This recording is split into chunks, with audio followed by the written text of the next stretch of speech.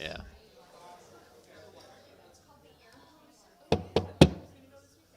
All right. Good morning, everyone. We will hereby call this public hearing of the Government Administration and Elections Committee to order.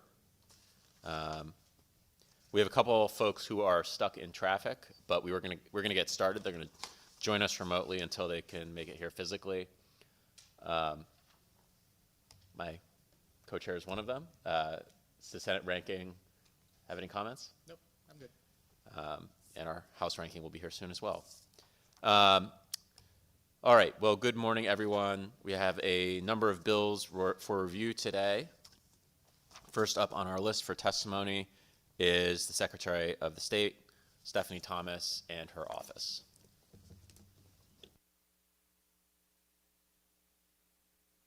Good morning. I'm out of my office, so I want to make sure you can hear me. Yes, we can hear you well, and Madam Secretary, and we also have Gabe Rosenberg, Chief of Staff, I believe, who is here in person, so we have him on the record as well. Great, And thank you so- so much. Whenever you're ready, you may begin. And thank you for the opportunity to speak today. I'm going to focus on 4 of the bills for you. First, HJ 32. I continue to support voter pre-registration at age 16 because the data is clear. They are then more likely to vote in their first eligible election at age 18 and more likely to remain engaged over time. When this bill was first proposed several years ago, only a handful of states had similar statutes, but that number is now up to 20 states. This proposal does not lower the voting age, nor does it exempt registrars from their usual list maintenance duties. I urge your support so that the voters of Connecticut can consider this constitutional amendment. I've also testified in support of the concepts of SB 387 and HB 5344 previously, and the need has not diminished. If anything, the need is more urgent. SB 387 creates a municipal election accountability board, an independent body that would address recurring administrative election issues before they escalate. It gives us a way to fix problems and support municipalities without jumping immediately to a legal action or the removal of a registrar from office. HB 5344 creates 2 centralized courts for election cases in Hartford and Bridgeport. During peak election periods, you've heard before, it is not uncommon to have court filings in multiple judicial districts. Consolidating where these cases are heard promotes consistency, efficiency, and judicial familiarity in election cases. And given the time-sensitive nature of these cases, I strongly encourage you to support that bill as well.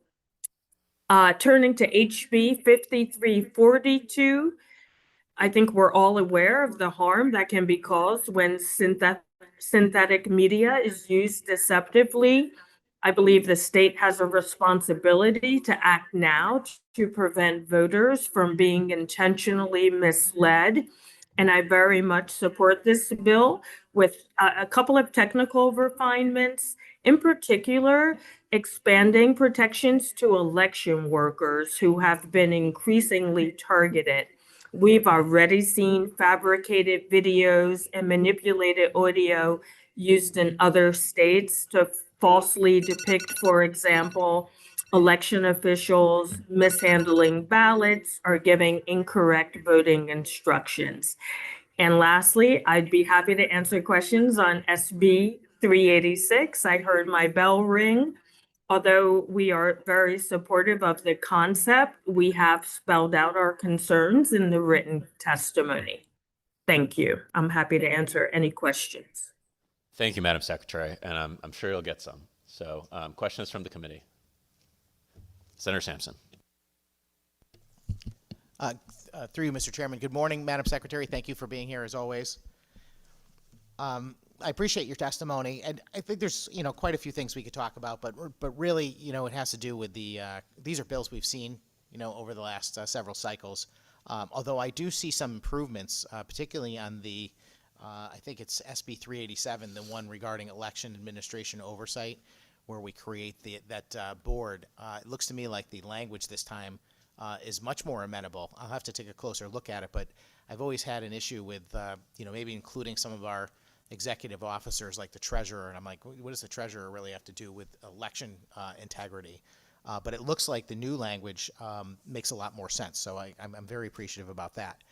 I just wanted to ask you a question about the House Bill 5342, which is the one regarding the use of AI and other means to generate deceptive synthetic media and affect elections. And I think this is something we're all concerned about. We want to make sure that certainly people are not misrepresenting the truth when it comes to elections. I guess my only question really would be, what teeth could this possibly have? Because in my experience, political candidates lie about each other. I know my opponents have gone beyond the pale to say things about me and to characterize my record in ways that are patently false. And my interactions with the SEC have always been, well, that's freedom of speech. They can do whatever they want, which I think holds true, except for there's this once incident where mentioning the governor's name became problematic for the SEC. So I don't know exactly how consistent they are in that subject. But my question for you is, what do you envision for a penalty or a way to prevent this from happening? I see, we're going to create a statute that says that you're not supposed to do this. But where does it go from there? And who's going to adjudicate it? Would this be something the SEC adjudicates, or is it your office? Through you, Mr. Chairman. Thank you for the question. Sorry, I'm getting an echo, so my speaking cadence is a little weird. I appreciate the question, and through you, Mr. Chair, we are not the proponents or the writers of this bill, so I won't pretend to have great familiarity around it. But my understanding of my reading of it is that there are provisions that would require a disclaimer. And I think that's very important because, as you might imagine, if there's content put out where someone doesn't understand that AI is being used, it can be misunderstood or taken to be something that it's not. And then I believe the other components of the bill would allow a remedy, a legal remedy, should something come to light where a candidate, or as I would like to expand it, like an election worker, is aware of something that is false and they need an immediate remedy.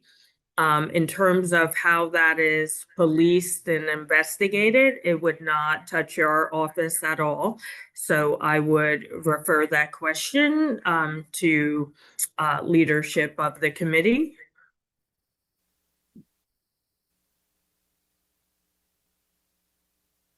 Senator Sampson. Thank you. Through you, Mr. Chairman. I appreciate that, Madam Secretary. I wasn't so much asking you to, explain the bill to me. I understand that there are penalties built into the bill, but for example, it says, the use of deceptive media in most cases would become a Class C misdemeanor. I'm just curious who's going to investigate that.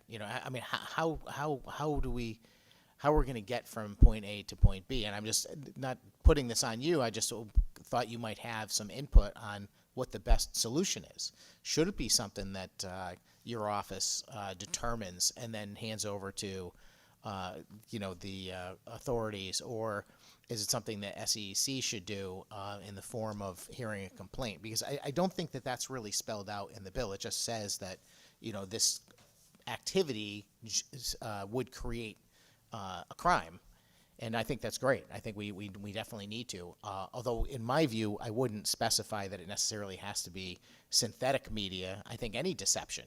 If you make a false claim about someone, I think it could be adjudicated. We in the private sector, you have libel. You have false statements made about folks, and there is recourse.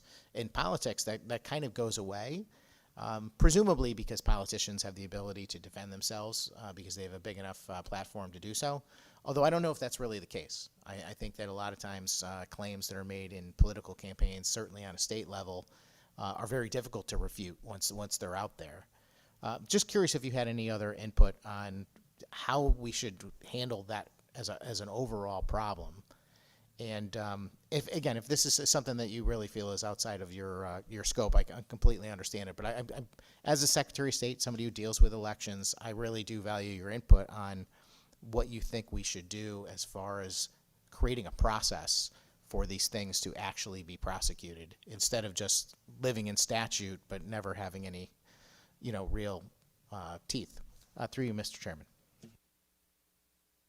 Through you, I definitely do not think the Secretary of the State's office should be involved in any sort of investigation around, the situations you describe, like candidate on candidate falsehoods. That usually is outside of our realm.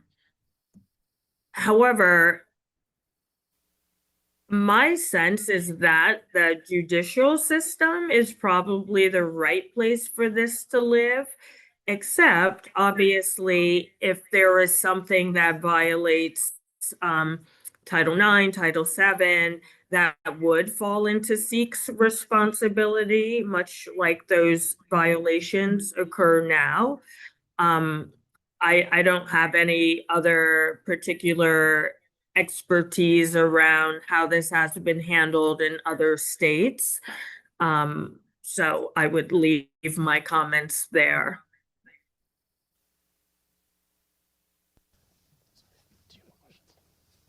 Senator Sampson? I'm all set. I appreciate you being here today, Madam Secretary, and your insight. Thank you very much. Thank you, Mr. Chairman. Thank you. Thank you, Mr. Ranking. Representative Carpino. Thank you, Mr. Chairman. It's nice to see you, Madam. I just have actually a very simple and straightforward question for you. Knowing that there are a lot of bills on this agenda and not all of them originate from your office, can you just tell me which ones are proposals from you or your office, ma'am? Sure. Let me just see if I have that in front of me. Sorry, I'm not in my office. I have a speaking My apologies. engagement. I thought it was an easy question, ma'am. Sorry.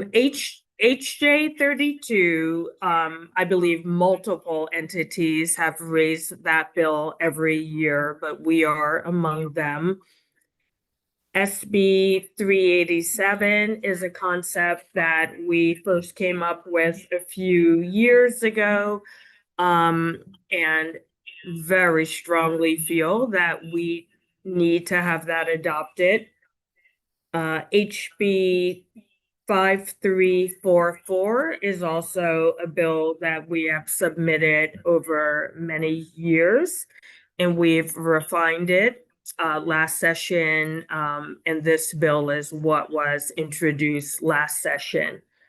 And I believe those are the only one of ours on the agenda, but I will ask my Chief of Staff, Gabe Rosenberg, to confirm. Yes, that's right. Thank you. Thank you both. I appreciate that as we try to identify the proponents and perhaps the reasons that these bills are before us. And my other question is something that we can take offline. You mentioned that we're already seeing concerns with election workers in other states. If there is a catalog of issues that have cropped up here in Connecticut, I'd love to get some details on those. I know we are always aware of what's going on in other states, but I want to make sure I understand in great detail what's happening here in Connecticut. So if there are instances that have occurred in Connecticut and you could send those to me so I can review those, that would be much appreciated. Thank you, Mr. Through you, Mr. Chair, I'm not aware of anything in Connecticut, but I can definitely ask the registrars if they've seen anything. Currently, there's no structure in place that would require them to alert us to something like that. But we can definitely query them and I can let you know. Through you, sir. I thank you for that, and I know that they are always very appreciative that they interact with you on a regular basis. At least my locals tell me that. But if you haven't been made aware, ma'am, that is sufficient for me. I thank you for your Okay. time. Thank you, Mr. Chairman. Thank you.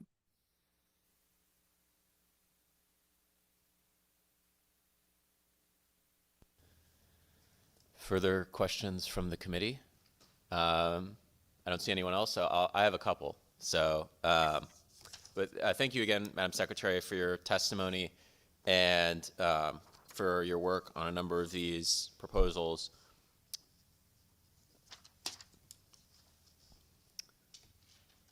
With regard to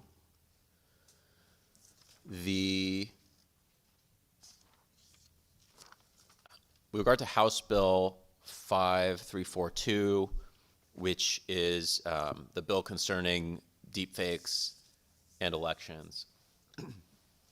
I had a couple questions. First, you indicated that you would like to see election workers included, at least more so, in this bill. How would you imagine, or what would you imagine that looking like, and what kind of activities or deepfakes do you envision that you'd like to deter? Sure. Thank you for the question. And I'm going to go to Gabe in a moment, but we have heard in other jurisdictions, there's a lot of room for election mayhem in the terms of deepfake videos or even audio calls where an election worker seems to be instructing the public to do something. And it can run the gamut from an enhanced version of what happens now currently, like a fake bomb threat. But imagine that goes one step further, saying there was a bomb threat and the polling location is now closed. Or, misleading people about a new polling location or any number of items. So I think what we would imagine is the penalty side, because I don't think a bad actor in that regard would put a disclaimer on. But I'll turn to Gabe in case he is aware of anything else beyond that. Excuse me. No, I think that's exactly right. What we're looking to prevent is the high-tech version of anonymous flyers in parking lots that say we're changing election day to Wednesday. It has a little bit more weight to it when it's a deep fake of your registrar saying that. Or maybe a deep fake of the Secretary of the State saying it. Is that something you might envision as well? Absolutely. Secretary? So it sounds like your concern is primarily in that vein, the spreading of false information about the details of the election itself through deepfakes that could mislead voters and prevent them from lawfully exercising their franchise. That's correct. Great, thank you. Another question I had was some of the conversation we've heard about this bill is about whether we should only be penalizing or deterring deepfakes being created by individuals who create them versus individuals or entities that may spread them with some level of knowledge or responsibility that they are deepfakes. I will not hide the ball. My personal feeling is that there has to be accountability and deterrence for those with the resources and ability to spread them in addition to create them, because first of all, the creator may not even be in the country, but also once the creator has created the deep fake and it's being spread, penalizing the deep fake creator doesn't really do anything to stop it from spreading and having the damaging impact in terms of depriving people of their right to vote or be properly informed about the election. Do you have any opinion about how broadly we should define the ambit of who could potentially be responsible here? I mean, it's a good question. I definitely keep up with the technology and various ways it is being misused around the world, but I won't claim a level of expertise to answer that, other than the fact that I would imagine there would have to be a reasonableness clause. I think if there's a reasonable expectation that they knew it was a deep fake before it was shared, I 100% agree that they should be held to the same or similar standard as the person who created it. Thank you, Madam Secretary. I agree, and I think not only is that the right standard kind of from just an intent and wrongfulness point of view, but also I think the First Amendment would probably require it.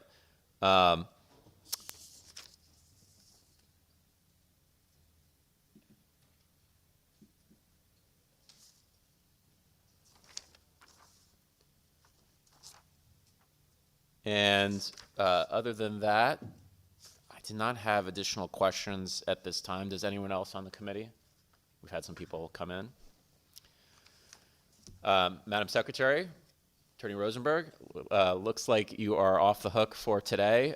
We appreciate your testimony and your work on these bills so far, and we look forward to continuing to work on them with you and others. Thank you for the time. I appreciate it. Have a good day. Thank you. Next up, we have Ilana Beller, who's joining us remotely.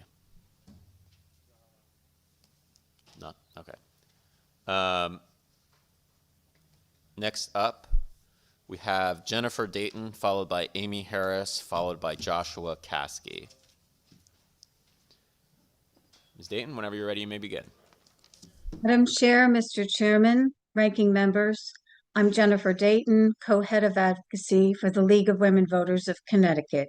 We support HB 5342. Artificial intelligence is no longer a future concern in elections. It's already shaping how voters encounter information, how campaigns communicate, and how public understanding forms in real time.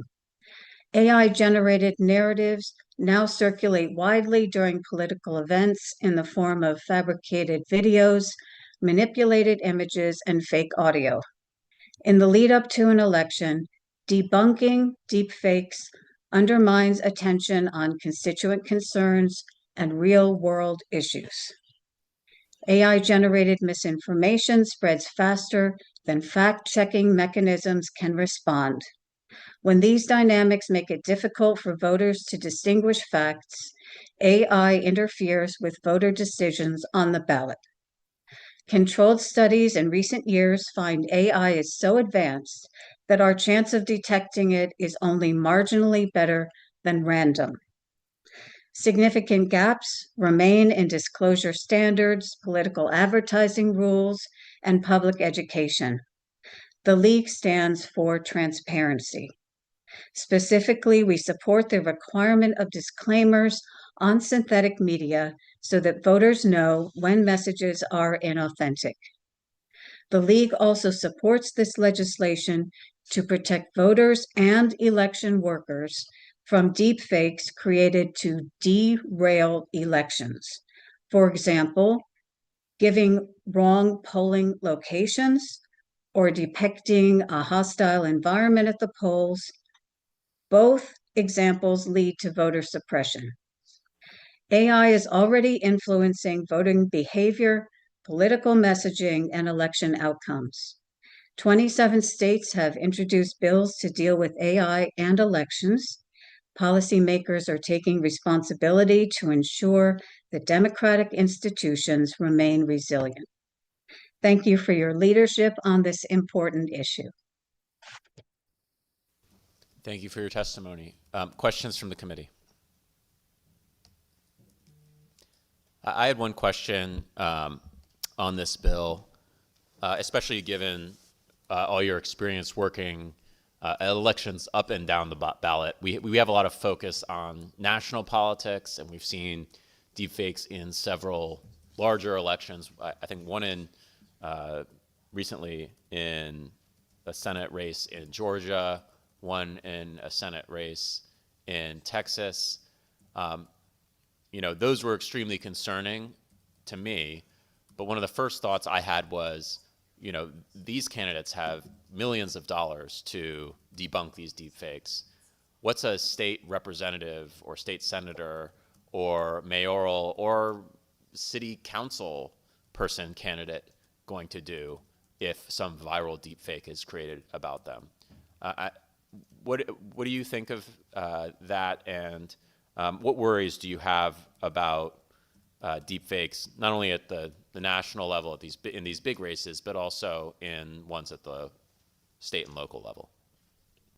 My concerns are focused mainly around the speed at which misinformation travels. It is impossible for election workers, the Secretary of State, or their staff to address it in time before the message is out there. It is impossible to be on top of every single post, comment, video, audio, but we can do a minimum to make sure that the judicial system has penalties in place as a deterrence, not as a way to stop it from happening already when it's in real time, but as a deterrent. I think this will be a very effective piece of legislation. Well, thank you very much. I agree. I think we need to stop this stuff before it starts. And I think deterrence, as you said, is the best medicine here. And so I appreciate you being here with us today. And I appreciate all the work that you and the League do every day to enhance democratic participation and voter-informed civic participation in our state. Thank you. Seeing no further questions from the committee. Thank you very much. Next up, Ilana Beller, I believe, did join us. Had a little technical difficulty. So Ms. Beller, you are up next, followed by Amy Harris, followed by Joshua Caskey. Whenever you're ready, you may begin. Thank you so much. Yes, apologies for my technical difficulties over here. Hi, everyone. My name is Ilana Beller. I'm testifying on behalf of Public Citizen. We're a nonprofit advocacy organization based in DC. I lead Public Citizen's state legislative work relating to artificial intelligence, and I've worked with legislators in almost all 50 states on deepfake legislation. We strongly support this bill. And, you know, I think the way I want to start is just by making sure that everyone has a very clear shared definition of what is being regulated, what a synthetic deepfake is.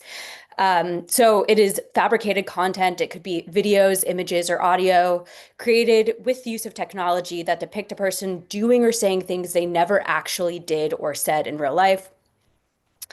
And in an election context, a deepfake is circulated with the intent to injure the reputation of the candidate or otherwise deceive a voter into voting in a way they wouldn't have done so otherwise. It's worth noting that the tools used to create deepfakes are now widely available to the general public. Anyone with the internet can create this content, and it is highly convincing at this point. The quality is very good, and the vast majority of people, studies have shown, can no longer determine when they're seeing a deepfake when they are looking at a high quality one.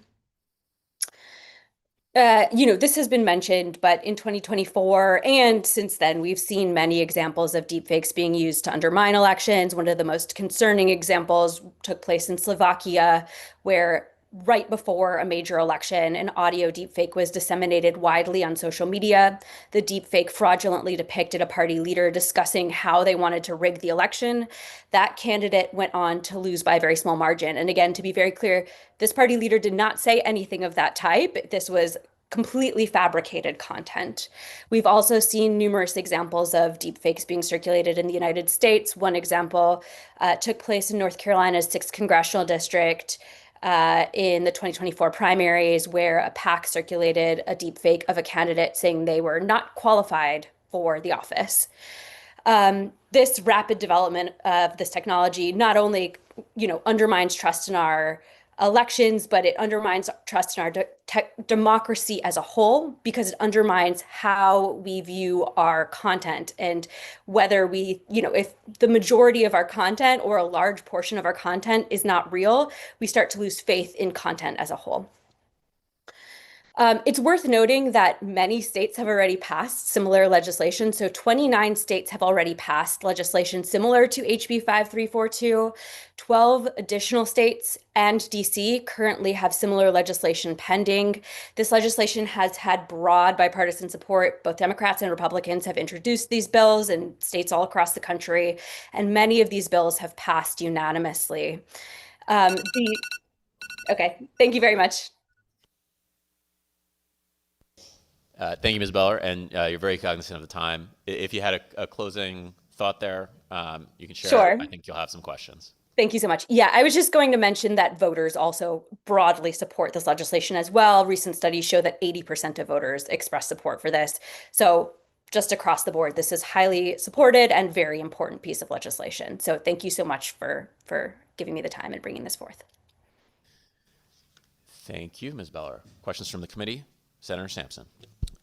Thank you, Mr. Chairman, and thank you for being here today. I appreciated your testimony, and you sound like you've done a lot of research on this subject.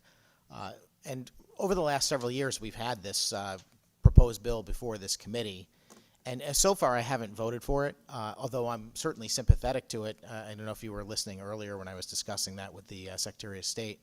I have grave concerns with the way candidates are mischaracterized by their opponents, by third parties. I believe the truth, should prevail in an election.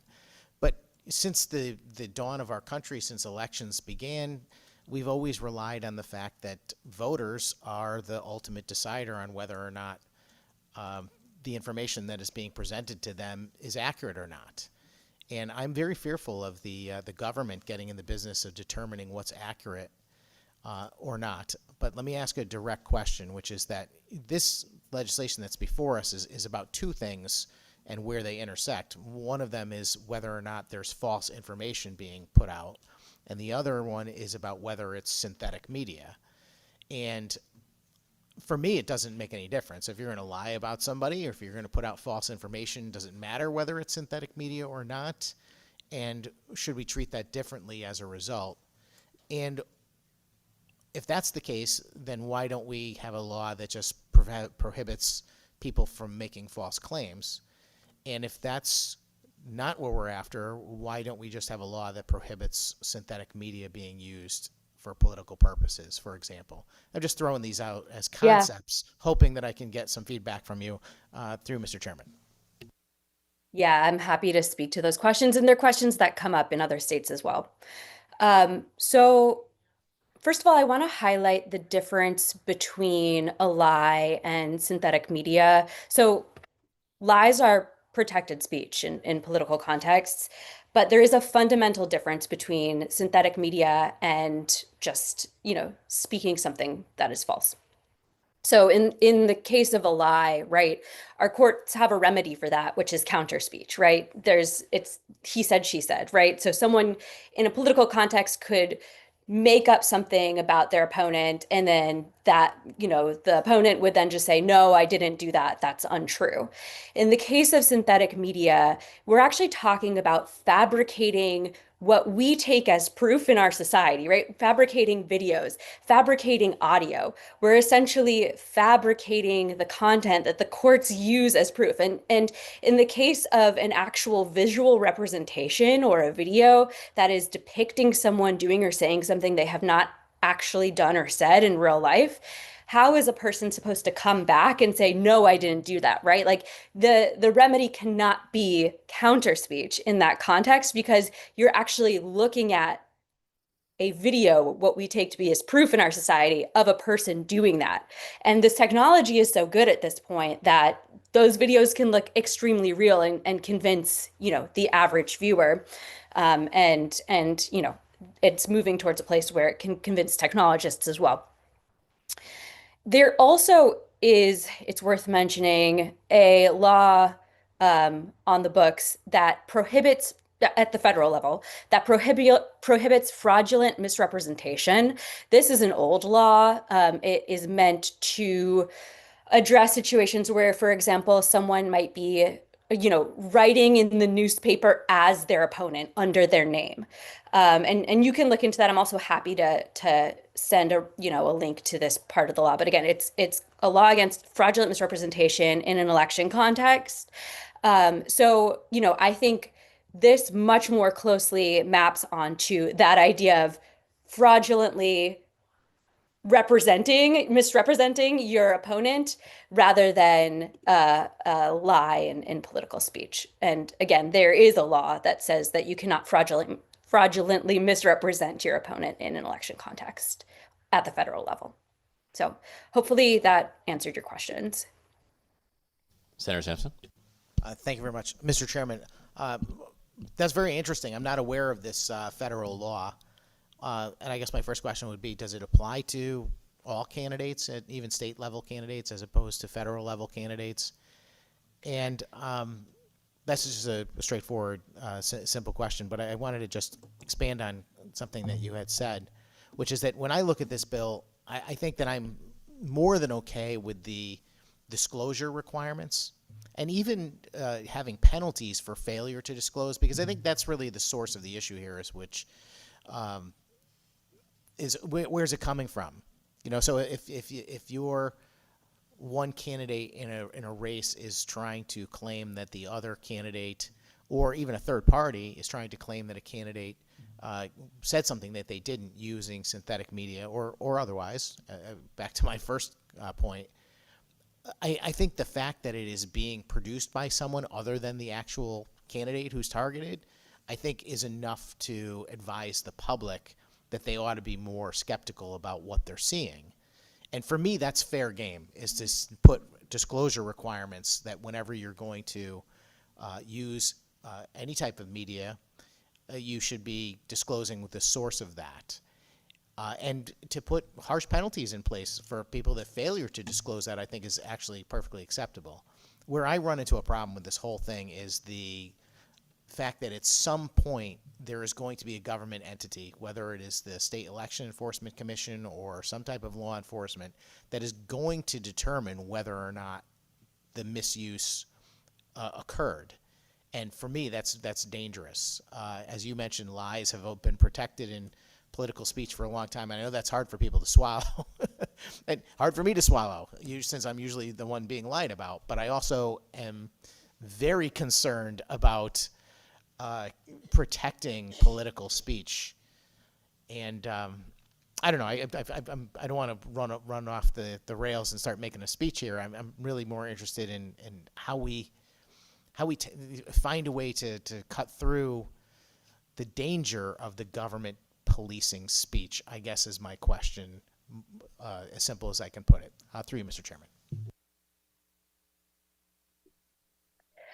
Yeah, so to your first question, I'm actually not 100% sure. I'm happy to look into that and get back to you. I'm not sure if it only applies at the federal level or if it would cover states as well.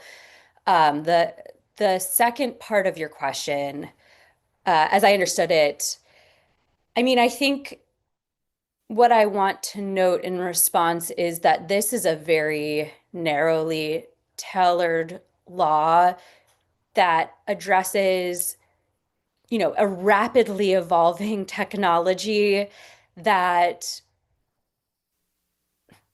we have speech before AI, and then we have speech like AI, sorry. Trying to organize my thoughts. So I think, again, there's this idea of speech, and then there's this idea of fraudulent misrepresentation, is what I'm trying to say.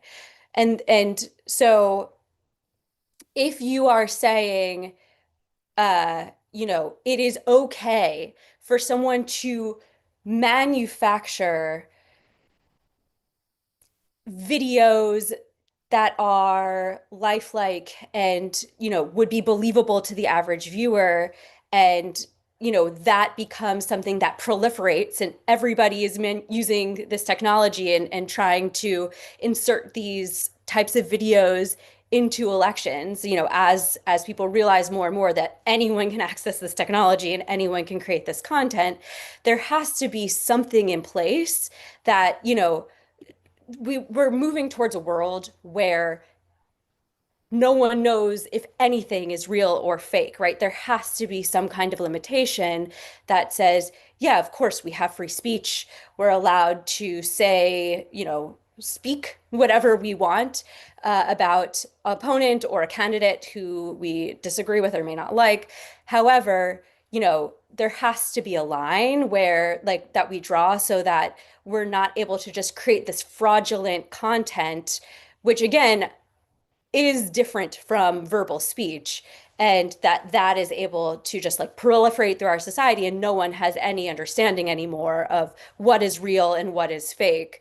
And so this is a very, very narrowly tailored law that just says, like, hey, if you're creating this particular type of fraudulent content, you just have to be upfront about the fact that you're creating this content. You can actually still create it under this law. However, you have to be upfront and people have to know, because again, people aren't going to be able to tell when they're seeing this content. And if we are not regulating this at all, we're risking it being the majority of the content that we're seeing now with the advent of AI and the ready availability of this technology.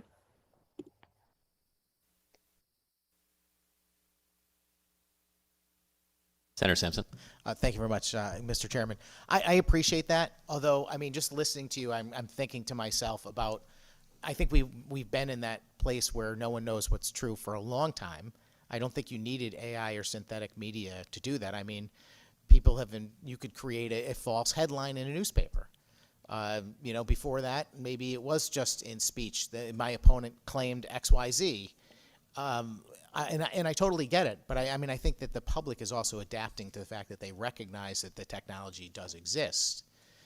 And again, I'm not trying to debate this with you. This is a real problem. I do want to find a resolution. The problem is that the resolution that might exist in this bill, for me, might come at too great a cost of limiting political speech. And that's why I think that the focus really ought to be on the disclosure aspect of it, so that people can at least know the source of the information so that they can choose whether or not they want to believe it.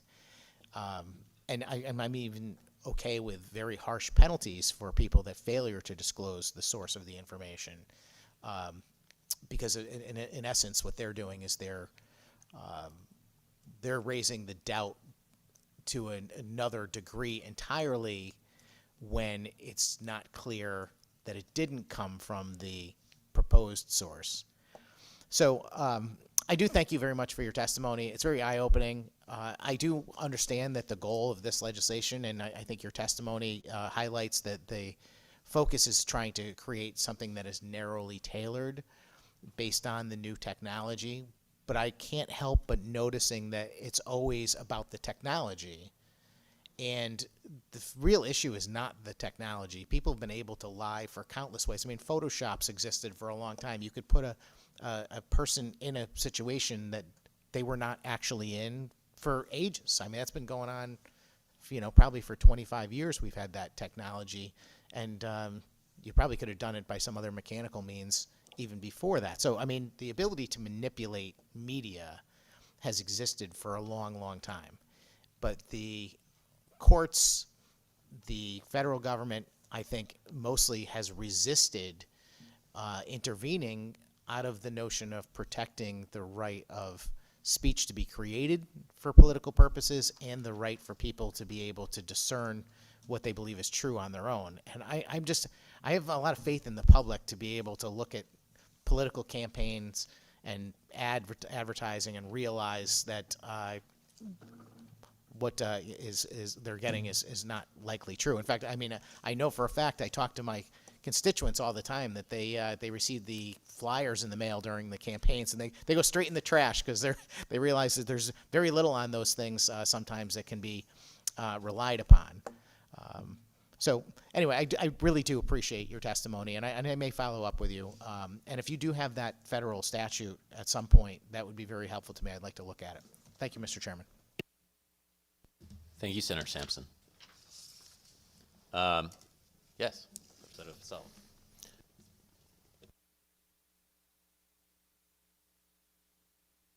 Mic's on now. Question for the presenter.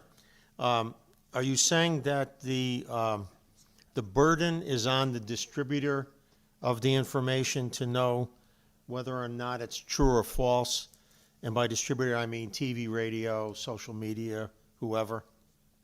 Is the burden on them to prove it, that it's real?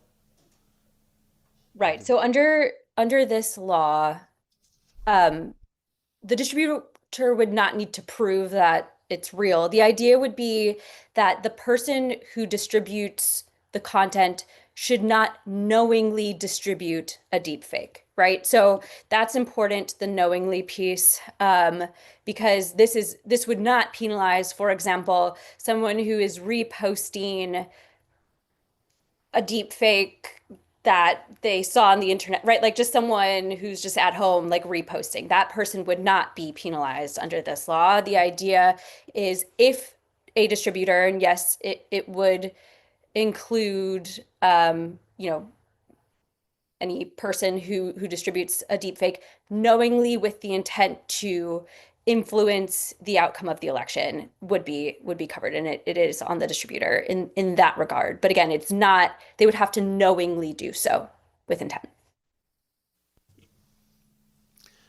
Okay, so are we saying here then that if through whatever means of media that this information is put out, if it's said again and again and again, at some point does it become not fake anymore, and therefore there's no action that could be taken against someone who presents it? I'm not 100% sure that I understood the question, but if, for example, someone sees this content, there's no disclaimer, they have no reason to believe that it is not real content, right? Like if someone comes by it honestly and thinks that they're seeing real content and they distribute it, then that person would not be held liable. Does that answer the question?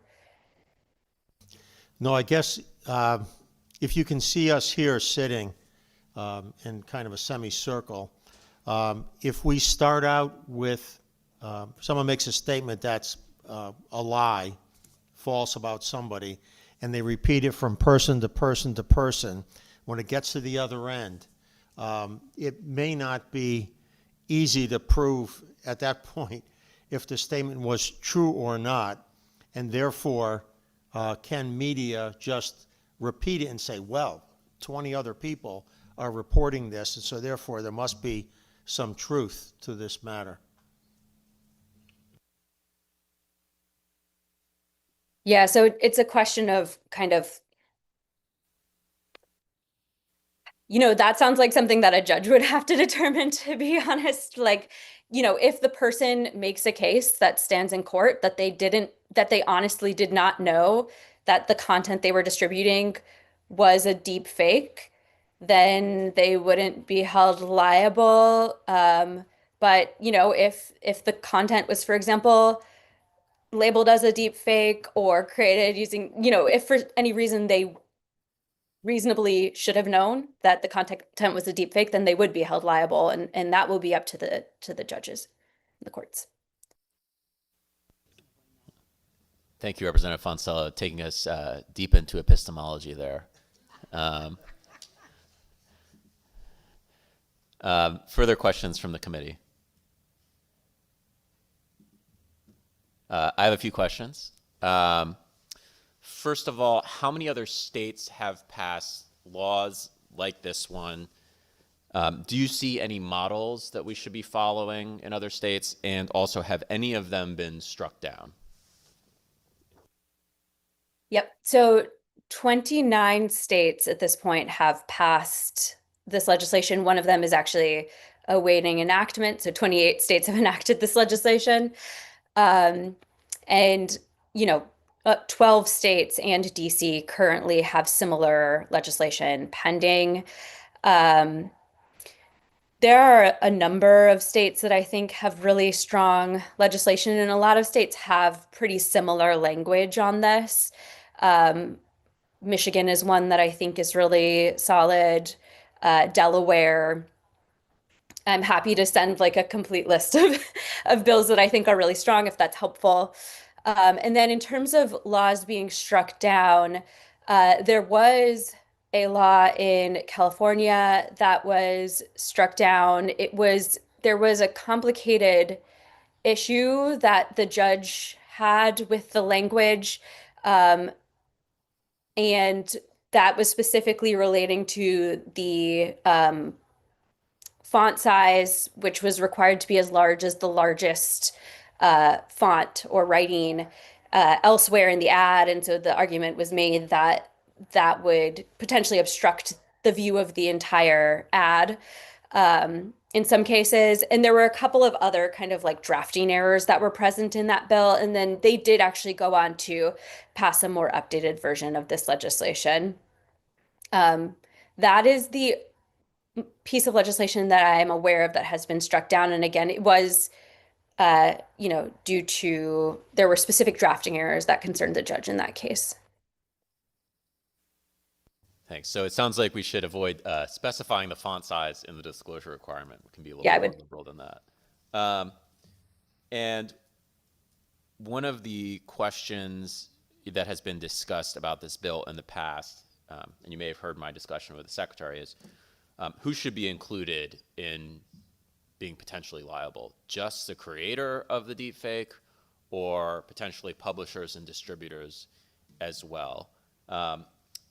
Have other states made publishers and distributors liable? And why do you think, or why not, do you think we should include them?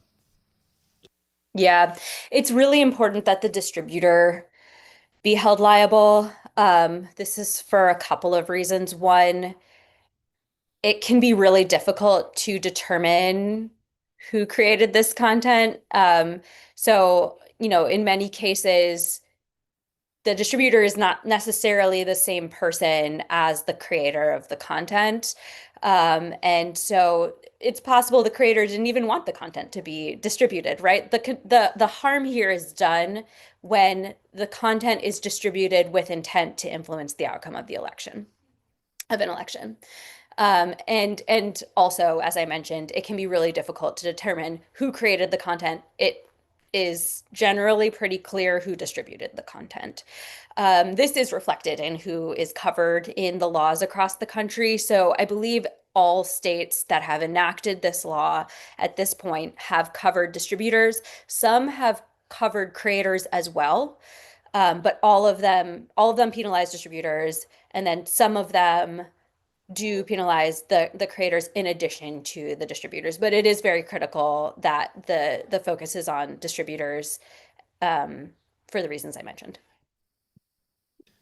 Thank you. And one of the sources of pushback we've received is from some media companies, especially social media companies, is, well, how could we possibly figure out whether these things are deepfakes or not?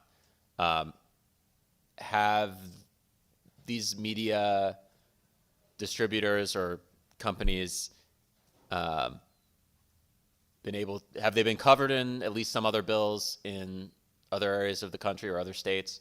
And do you have any insight on whether these protest stations are credible? So, I mean, I've definitely seen a lot of lobbyists in this space kind of pushback against these bills in many other states, and clearly the states have chosen to put these protections in place. It's worth noting the law as it's written would not cover, for example, Meta or X unless, or XA, it wouldn't cover the platforms themselves unless they were actively distributing the content. Again, it's on the distributor and not the platform. And so unless they are amplifying or distributing this content themselves, this shouldn't be a concern for the platforms. Yeah, and again, of course, there are always going to be there can be concerns from the tech industry in terms of, any additional regulation, and there's going to be pushback around any additional regulation. But this is pretty like common sense, narrow laws that are deeply needed at this moment. And so the idea that the idea that there should be no regulation around this new technology just is shouldn't be something that we're concerned about here. This is a very obvious use case and a very deeply concerning use case, and there has to be some protections in place. So I don't know, that wasn't particularly articulate, but hopefully I responded to your question adequately. Yes, thank you for your answer. From your testimony, I'm taking that other states have covered these distributors and entities and companies, and the sky has not fallen. My sense is that they have a lot of ability to figure this sort of thing out. I mean, I think they already are able to use whatever technology they have to limit, to identify and limit the spread of certain kinds of misinformation or content. I think they do it for pornographic content, especially CSAM material, terroristic content. I've really just been baffled by some of the concerns that they cannot figure out how to use their vast technological powers to identify and limit the spread of this sort of fabricated material when they appear able to do it for other means, and also just able to choose in ways that I think most of us can't divine how to show content to individuals on their platforms through vastly sophisticated algorithms, often supported now by powerful artificial intelligence.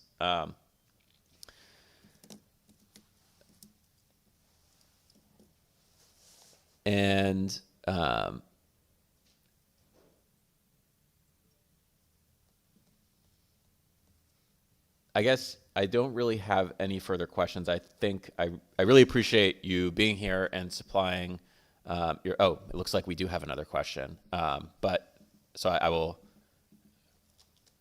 you'll get another question from a member of the committee in a moment, but I really appreciate you being here, contributing your testimony and your insight on these bills and this issue across the country. Oftentimes, we think we're on an island. We're not. And it's very helpful to know how many other states have passed similar legislation, despite hearing similar counter arguments. And I think you're absolutely right. The problem is very real and is only growing, and it's up to us to take action before we reach a crisis situation in our state. I did want to just, before I turn you over, there was a discussion of whether lies in the political context can be liable, and generally they're not. But as someone who practices in this area, I just want to make sure that Senator Sampson is fully aware of his legal rights. If someone tells a harmful lie about him, he can sue that person or entity for defamation if they do it with disregard to the truth of the lie, of the information, under the Constitution. Usually that's not very useful for a politician, but the option exists. I'm not saying I'll take him on as a client, but just didn't want there to be any misapprehension. Thank you very much. Ms. Beller, and I appreciate your testimony. Representative Gauthier is on the line, and whenever he's ready, he may ask a question. Yes, thank you, Mr. Chair. So, through you, I just wanted to kind of go back to the earlier conversation about what is the significant difference? And, I'm trying to think through this issue myself and trying to see where we can fairly draw a line. So what is this, what is the significant difference between falsehoods that are spread during campaign season and candidates attacking one another and characterizing one another? So for me, I think about it as, of course, if somebody falsely maligns me, somebody running against me characterizes something that I said, and I feel that that is a false or misleading characterization, then of course I want to be able to respond and have people know the truth and my opinion on the issue. But I think that is one of the significant differences, that if somebody publicly criticizes me or characterizes me, then I will have the chance to respond and refute or rebut what is being said about me from others. And I think the significant difference is, as you talked about, if somebody watches a video and they think that it is me myself speaking, and it's not somebody else characterizing what I said, but they actually think it's me having said it, then it's not just a matter of opinion, or just difference of opinion between two sides sharing their opinion on what the other side stands for. That, for me, seems to be a much higher and more significant bar, that is a reasonable place to draw a line so that people don't think that it's me myself saying that. Because, yeah, so I think there's a significant difference between sharing of opinions and characterizing the other side versus somebody legitimately thinks that it comes from the candidate, him or herself. So I know you were kind of trying to explain what the significant difference is between normal, quote unquote, normal campaigning versus what can be done with AI. So is that, I guess broadly, is that a fair characterization of kind of where you're trying to draw the line? So Yeah. just any thoughts so that, again, so I can better kind of internalize and understand the difference for myself. Thank you. Absolutely. That was well said and well described. Yeah. The concern here is the difference between something that someone says about someone else versus, again, kind of this fabricated content, and again, the video, audio, what we take as proof in our society, depicting that person doing it themselves. The remedy in the law to speech is counter speech. You can't use counter speech to counter a video depicting you doing something that shows you realistically doing that thing. And yeah, I mean, you said it perfectly, right? Like it's the difference between someone saying, "Oh, Ilana is just hit someone, slapped someone in the face," versus someone viewing a video that looks real of me slapping someone in the face, right? Like someone could say she slapped someone in the face. I'd say, no, I didn't. But if someone watches me slap someone in the face, they're more, that's really, really hard to refute and cannot be remedied by me just saying, oh no, I didn't do that. Don't look at that video, or that video is not real. Also, apologies. I have a 3-month-old and he is crying very loudly in the background. So hopefully that's not bothering anyone. No, can't hear it. But thank you for sharing, and thank you, Mr. Chair, for the time. Thank you, Representative Gauthier. Additional questions from the committee? I just had one more that I forgot from before.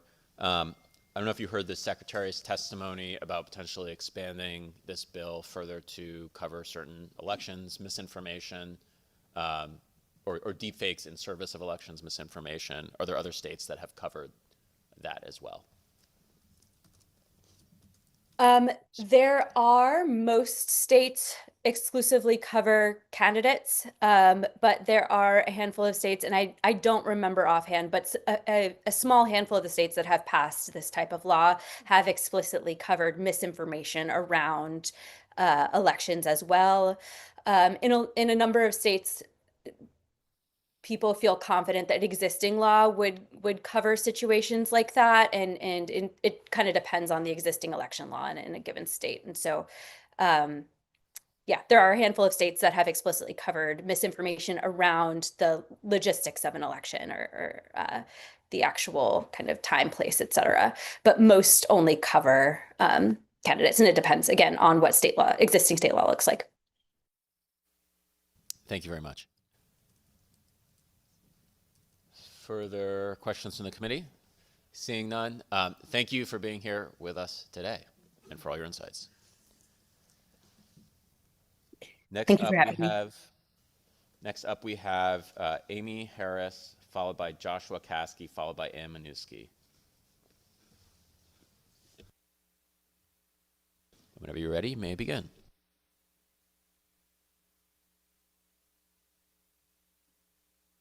Apologies for interrupting. If you just make sure your microphone is on, there should be a button and it should turn red. Oh, there we are. Okay. If you just make sure you identify yourself by name in the beginning of your testimony. Okay. Morning. My name is Amy Harris. I live in Bristol. I am here today speaking in support of SJ 37, a resolution proposing an amendment to the state constitution concerning environmental rights. The world today is facing two existential crises: nuclear war and climate and environmental disaster. However, after the last few speakers, I'm seriously considering adding AI. We can no longer pretend that climate change and its effects are a matter of differing political opinion, which can be politely addressed across the aisle. The Trump administration is eviscerating the EPA, and the implications are serious. In the past week, the endangerment finding for greenhouse gases eliminated. 22 employees from the environmental justice units laid off. The federal disaster management system that protects the nation from chemical disasters being dismantled. We can no longer depend on the federal government to be the watchdog for environmental protections and environmental justice. I call on the state of Connecticut to step up and do more.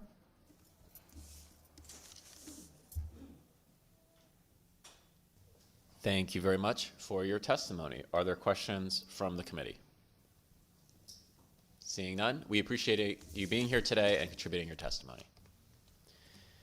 Next up is Joshua Caskey, followed by Ann Manusky, followed by Liliana Sarju. Is Joshua Caskey with us? And there he is. Hello, I am. Hello, Joshua Caskey. I'm living in East Lyme, Connecticut, and a college student at Connecticut College in New London. And I'd like to speak on two bills today, the SJ 37, as well as SB 386. Firstly, with the SJ 37 regarding the Environmental Rights Amendment, I would 100% agree with what the previous speaker has just said about how the federal government is really not taking up its obligated and statutory duty to protect the U.S. citizens from not just climate change, but also from mercury emissions from coal power plants, from sulfur dioxide. I mean, these are not just climate change issues. They're fundamentally changing, they're rolling back environmental regulations back when, like, lead gasoline was still a thing. Like it just it does not make any sense to me how the federal government is acting. And when I see that, I think the state has a duty to protect its citizens when the federal government is failing to do that. So I would encourage the committee to support this environmental rights amendment. I think it will help our state have some enforceable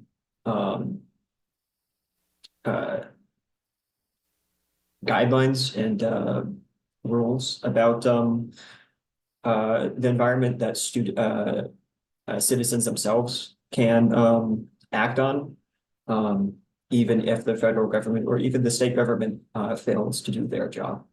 I think this will definitely help our state move forward in creating a healthier environment, especially considering how our state is continuing to fail to meet our goals for ozone pollution, particulate matter pollution, as well as climate change.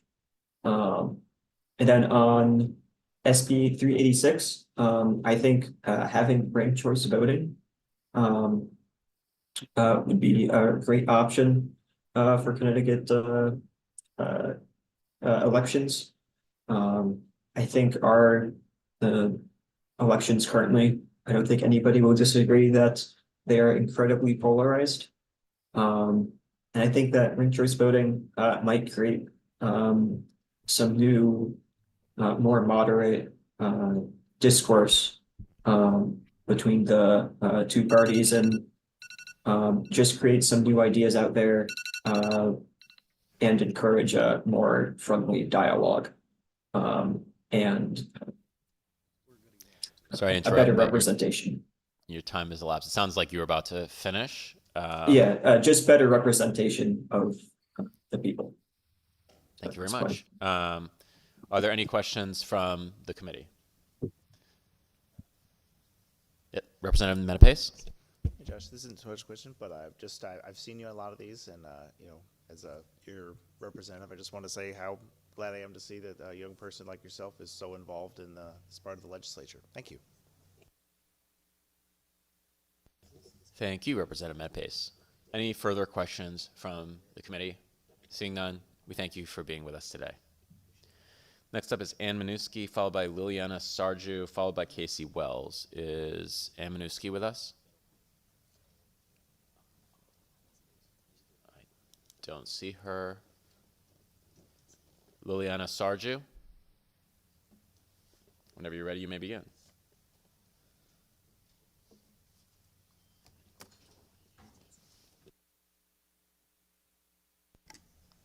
Hi, good morning. Thank you, members of the committee. My name is Liliana Sarju. I'm the Policy and Outreach Coordinator for the Connecticut League of Conservation Voters. And we're here in support of two bills today, SJ 37, the Resolution for Environmental Rights Amendment, and SB 386, which would allow ranked choice voting.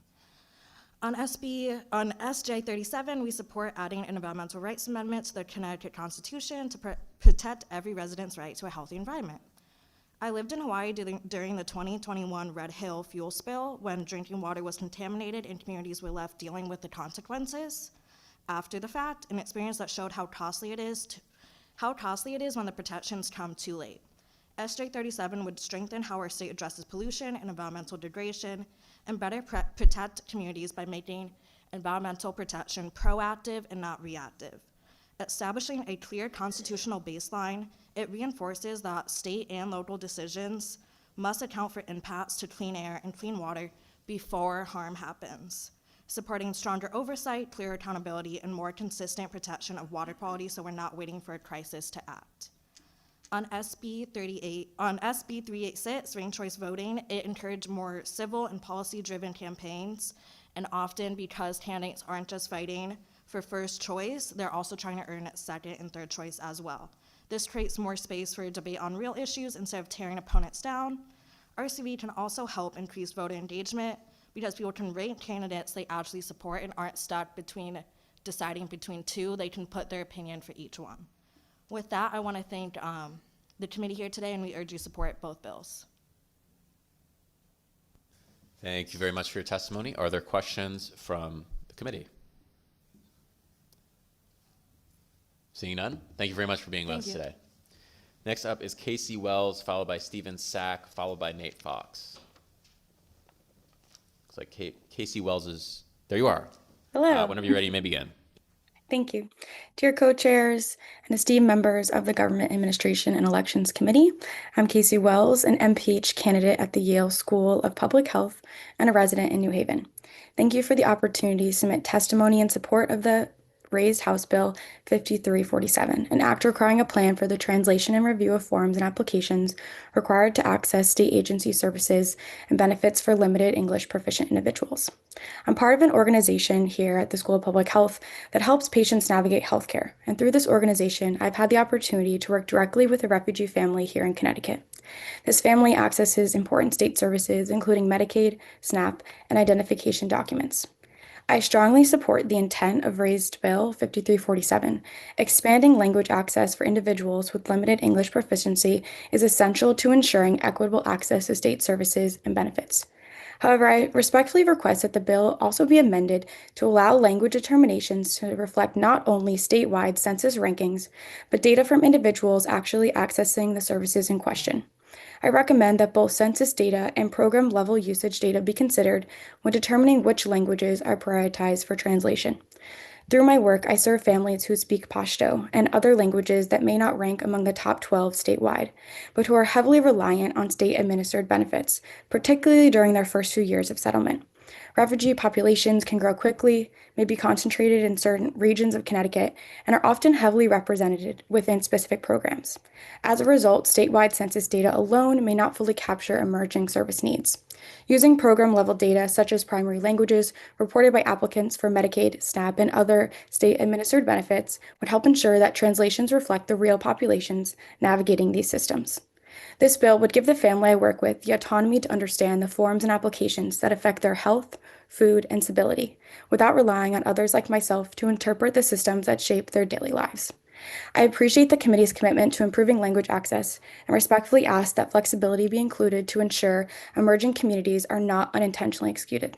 Thank you. Thank you very much for your testimony. Are there questions from the committee? Well, thank you very much for being here with us today. Thanks for your work. I will just note, on a largely unrelated matter, I once tried to learn Pashto, and then I got to Afghanistan and I found out that they did not speak the kind of Pashto that I had learned in my area of the country, and so I relied on my interpreters so as not to create an international incident. But thank you for your work, which is really vital and important. Thank you. Next up, we have Stephen Sack, followed by Nate Fox, followed by Cyan Blackwell. Hello, committee. My name is Steve Sack. I am owner of Sack Energy in West Hartford, Connecticut. We distribute fuels throughout Connecticut, Massachusetts, and Rhode Island. I'm here in opposition to SJ 37. Our industry itself has been pushing hard to lower our greenhouse gas emissions with the use of biodiesel and renewable diesel. Our industry has done a tremendous amount of work without any taxpayers' money and reduced our emissions of the heating sector through fuels, through better equipment, through many other ways we've done this. The issue I find in SJ 37 is that it's going to open up the doors for lawsuits for anybody to sue the state of Connecticut if the goals that the state sets, they're not met. It's just going to be a candy store. Every venture capital group that has a lawyer, they're going to sue the Connecticut. All environmental groups are going to sue. It's going to cost the state and the taxpayers billions of dollars if this goes through, if we can't meet what our goals are to meet. And sometimes we can't meet the goals just because they're unattainable sometimes. And this bill will harm every resident in the state of Connecticut beyond belief. And it will just cause huge pain and have to redo the entire budgets every year to support this with the lawsuits that are going to be won with the court systems against the state of Connecticut. And it allows people in Connecticut and outside of Connecticut to sue us.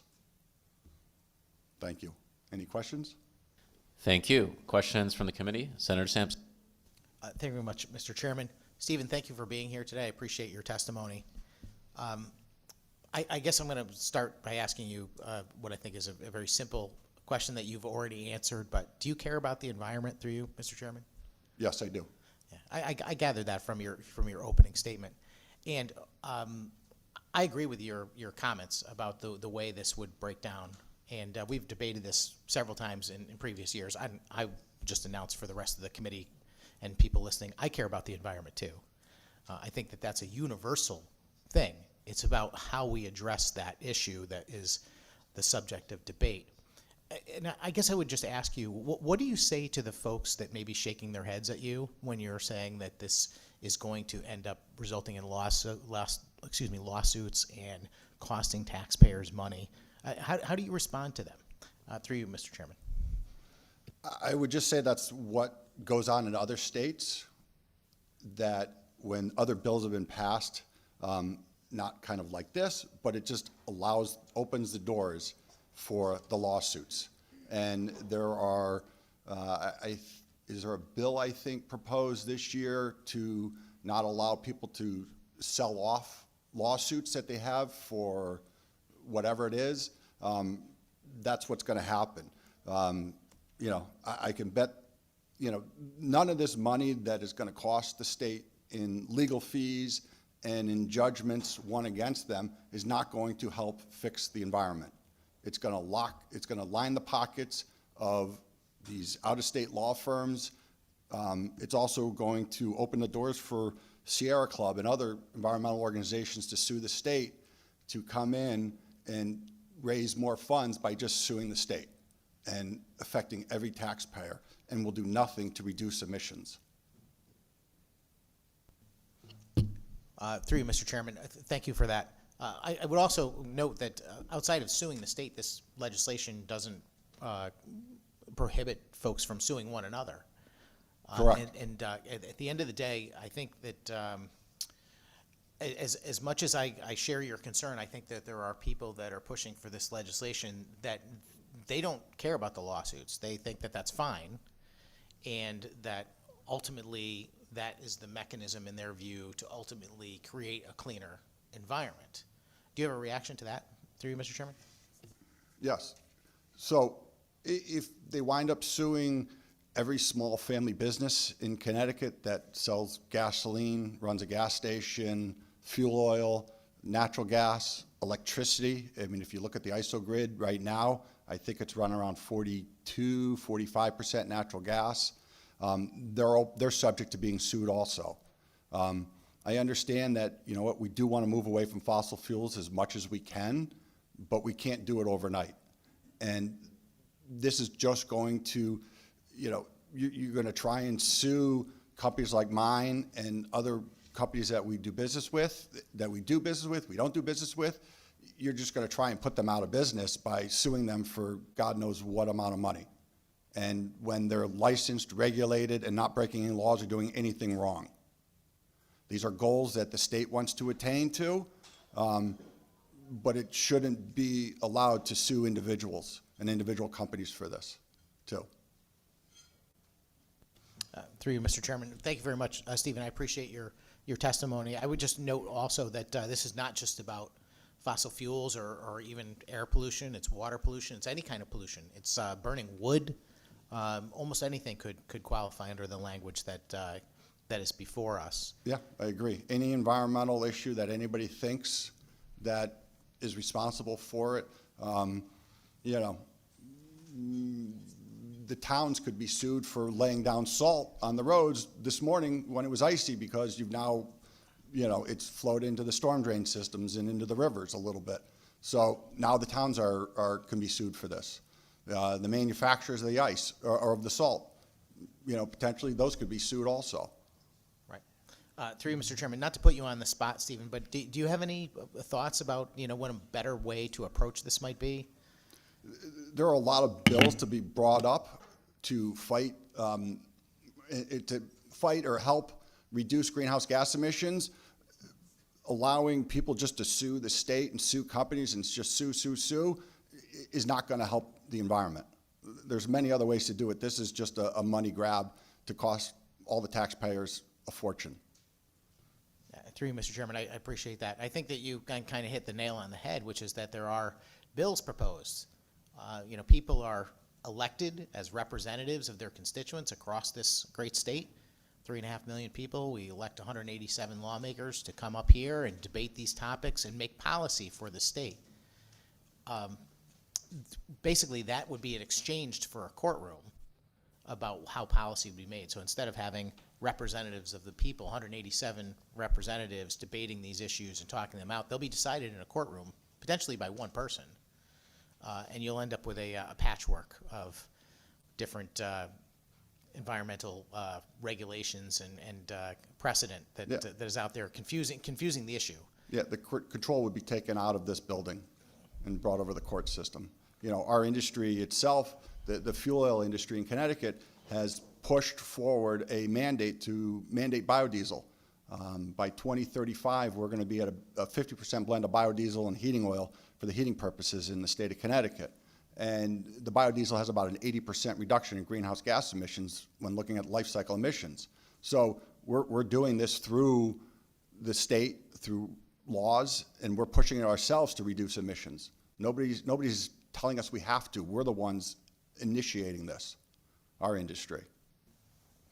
All right, through you, Mr. Chairman. Stephen, thank you very much for your testimony today. I appreciate you being here. You're welcome. To give the other side of the story and to remind people that this is not about whether or not you care about the environment. We all care about the environment. So thank you very much. Yes. Thank you, Senator Sampson. Further questions from the committee? Seeing none, just one quick question. You focused most of your testimony on the prospect of lawsuits by private actors against other private actors, as I understood it.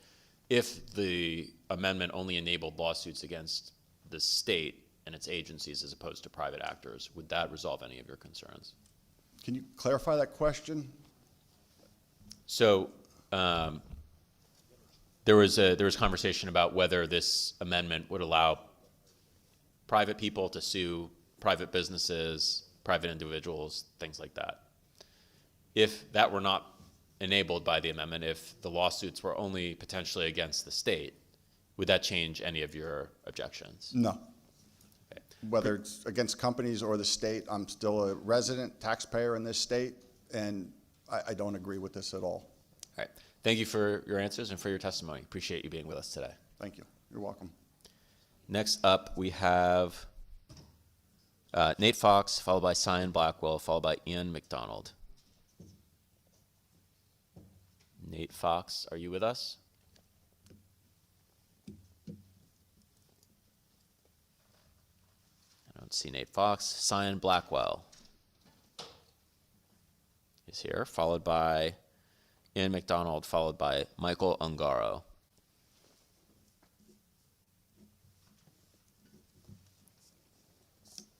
And whenever you're ready, you may begin.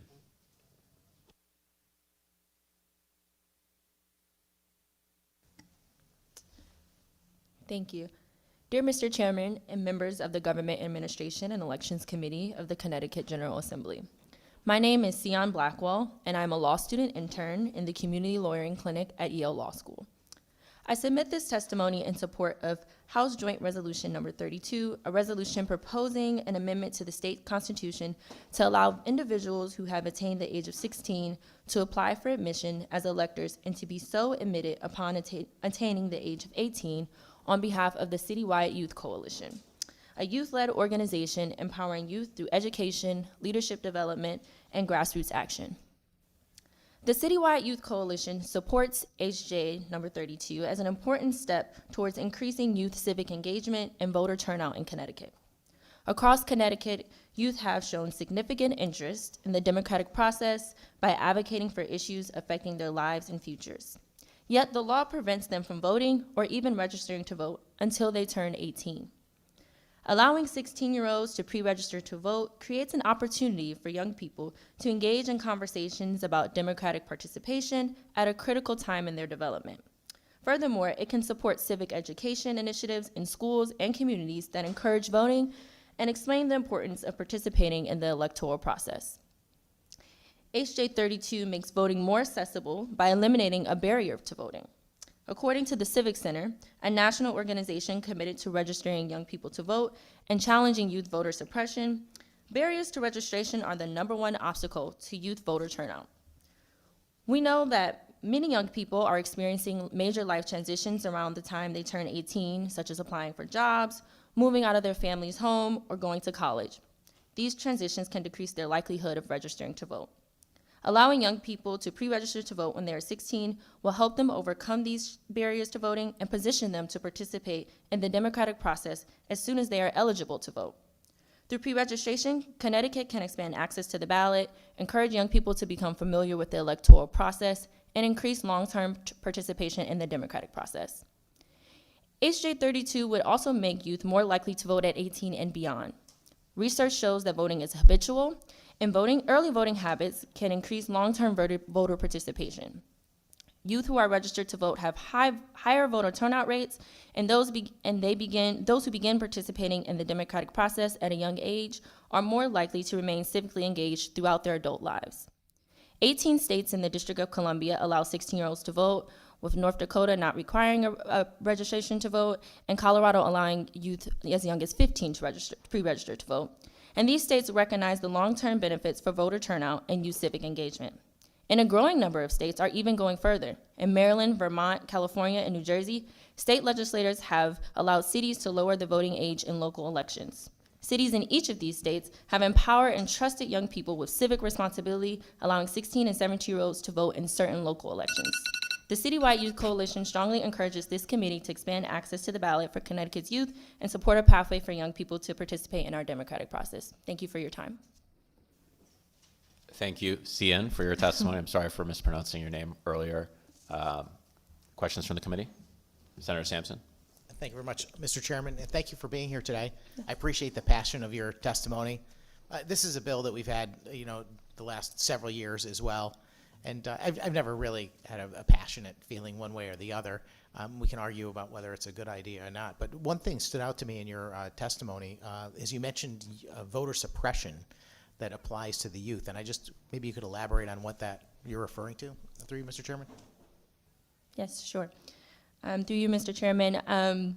So the Civic Center is the source that I cited in regards to youth voter suppression, and one of those being that youth are left out of the democratic process until they're 18. And in many cases, youth are already paying taxes or engaged in contributing to society. And so in many ways, the barriers to registering to vote, that being limited to the time youth are 18, suppresses the youth vote, because while youth are less likely during those major transitions to actually fill out those ballots while they're relocating, whereas you get youth at a time and they're 16 or they're not as transient, you are able to encourage more youth to register and vote. So it's not an active suppression, but it's more so I would say depressing the youth voter participation and not allowing them to engage in the process as soon as possible. Senator Sampson? Thank you, Mr. Chairman. Thank you very much. I appreciate that answer. And again, I mean, I didn't know if there was anything more substantive than that, but I appreciate the response. I just want to ask you a question. I mean, how do you feel about the restrictions that are put on minors currently?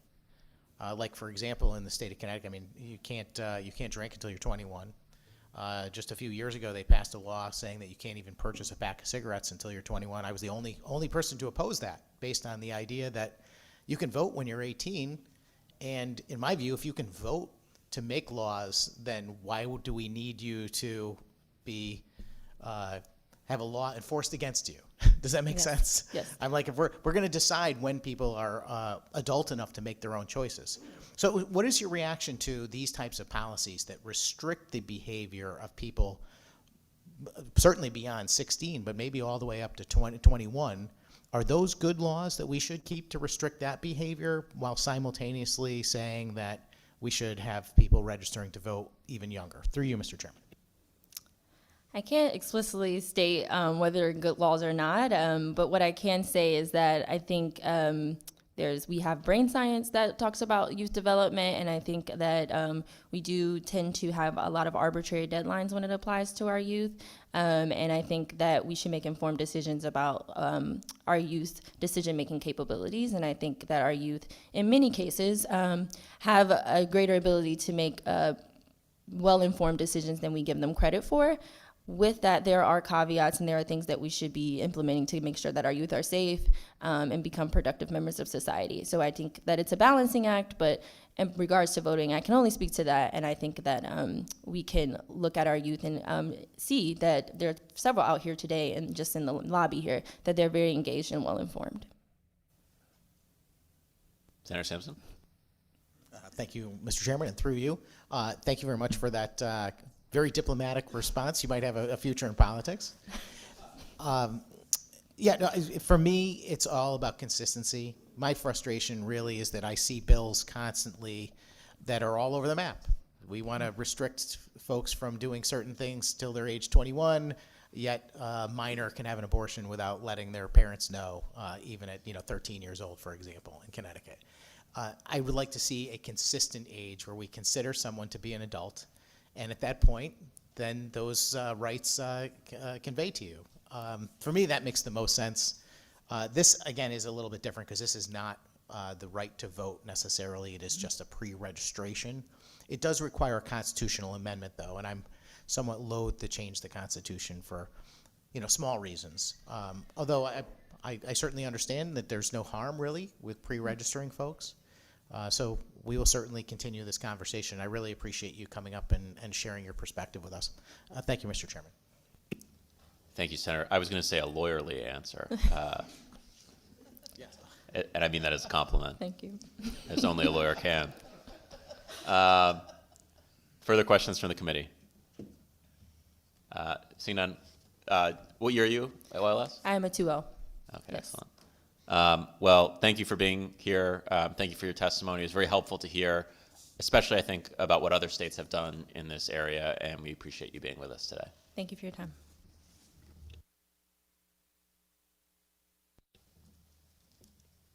Next up is Ian McDonald, followed by Michael Ungaro, followed by Fernando Rendon Lopez. Good afternoon. Thank you to the chairs, ranking members, and other distinguished members of this committee for this hearing and for the chance to testify in support of SJ 37, which would give voters an opportunity to vote for a Connecticut Environmental Rights Amendment. And the issue was raised in a previous GAE committee meeting as to why we ought to let voters weigh in on this rather than simply relying on our existing legislative and permitting framework. And I think that's a very fair question. So I've attended and participated in several Connecticut permitting processes.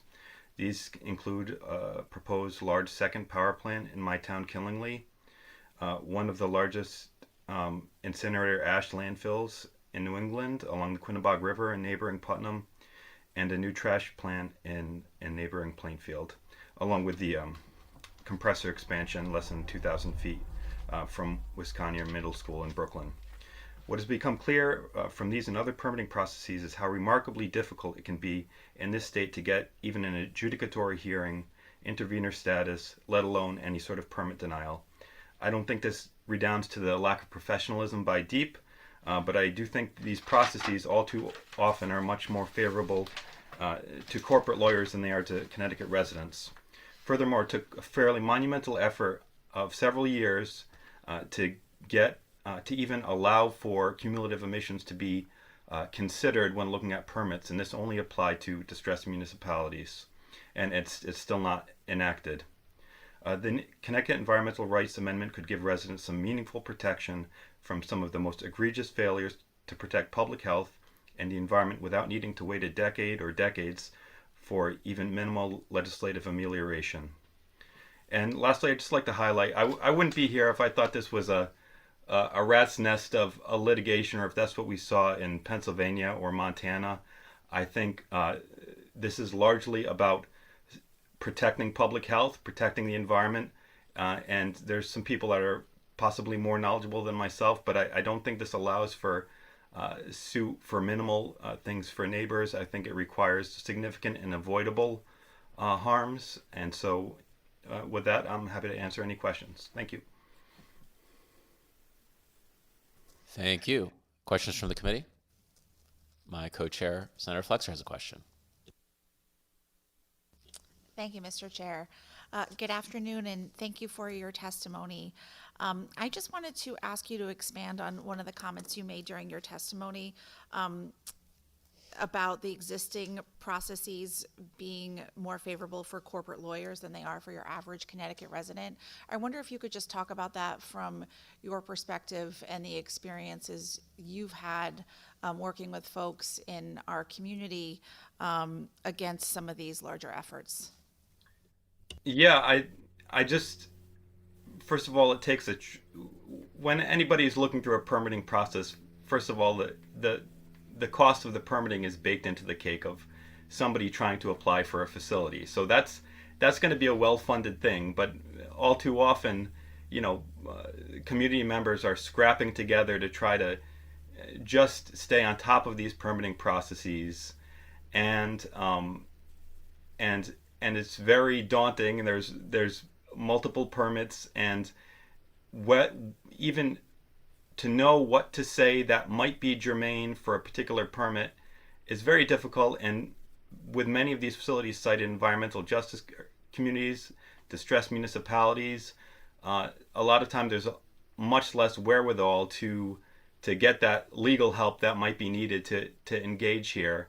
And I've seen, with the Putnam Ash landfill, there was somebody who seemed to have pretty good standing had failed to get intervener status, and it was everybody got their hard stop at 3 minutes, and the permittee had a very long time to kind of go on and explaining their thing, which I understand them having a little bit of length there, but that's one example. And I know recently with Brookfield, there was a lot of bipartisan frustration with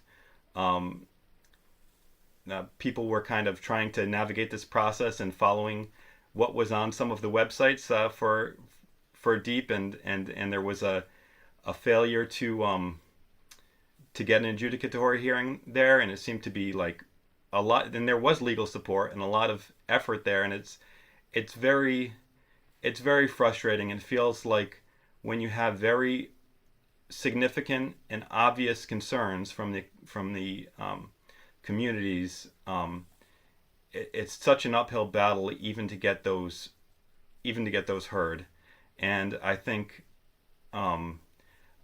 sometimes we lose the spirit of environmental protection, and we get lost in just a box checking exercise. And I think this environmental rights would go some way to kind of reinfusing that into our department.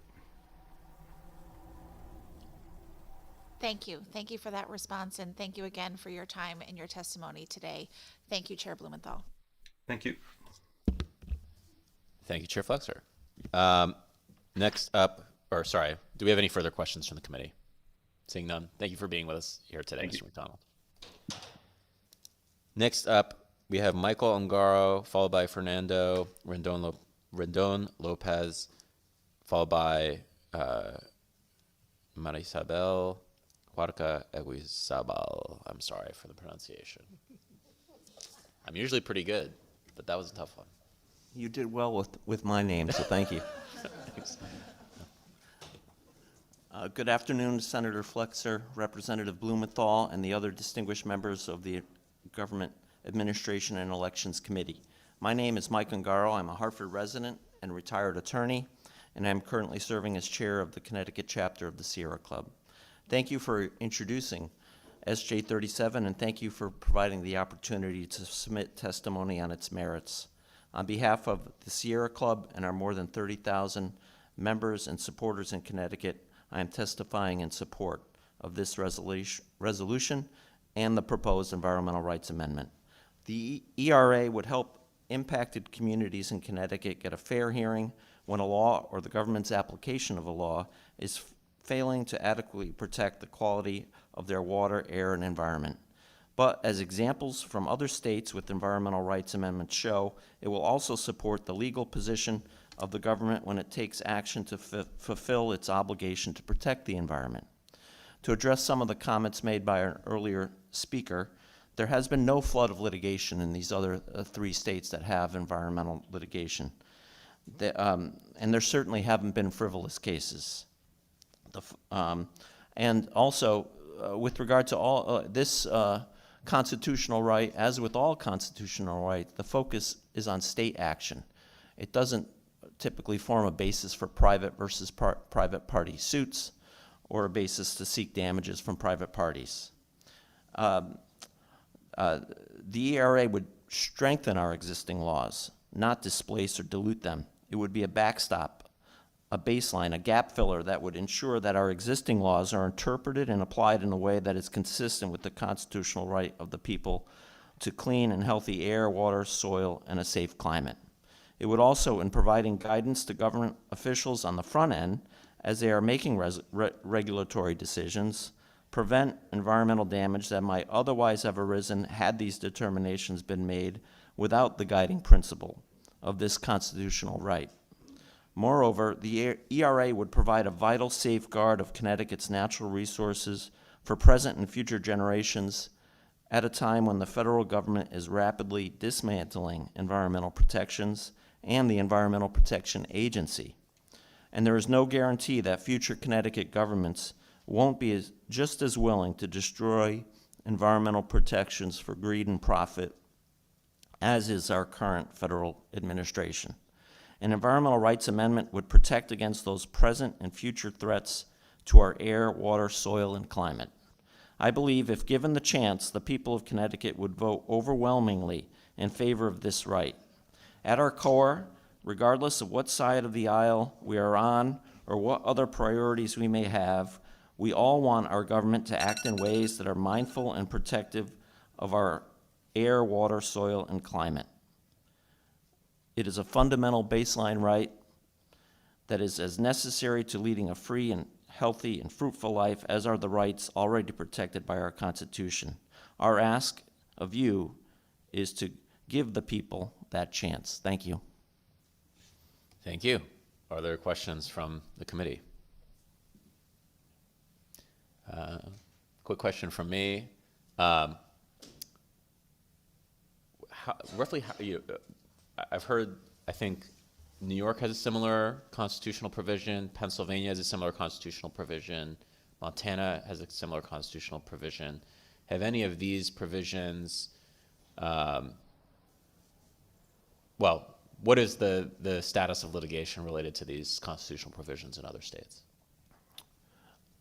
I'm not. Thank you. I'm not aware of there being current challenges to them. I know that in these states we've seen how the litigation has played out under with these amendments in place, and I think what we see is the way they're applied. And as I said before, there's not a flood of litigation. There's not frivolous litigation. They're applied by residents to, seek for the government to act in accordance with that right. They're also applied or used as a basis of support for the government in enforcing the laws. That's how they've been applied there. Thank you. And it sounds like you would have, it sounds like you understand this provision or this proposed provision to not create private right of action against private parties, but only against the state or state derived entities, blanking, subdivisions.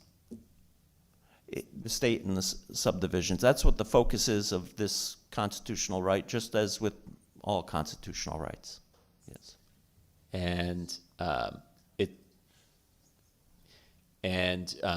would you also, it sounds like you understand this amendment to do something similar or to be similar to these other states' amendments, and if we were to make any changes to make them more similar, I mean, obviously you can't commit right now to being okay with specific language, but do you generally understand this amendment, at least in intent, to be similar in its objectives to the other existing state constitutional provisions protecting the environment?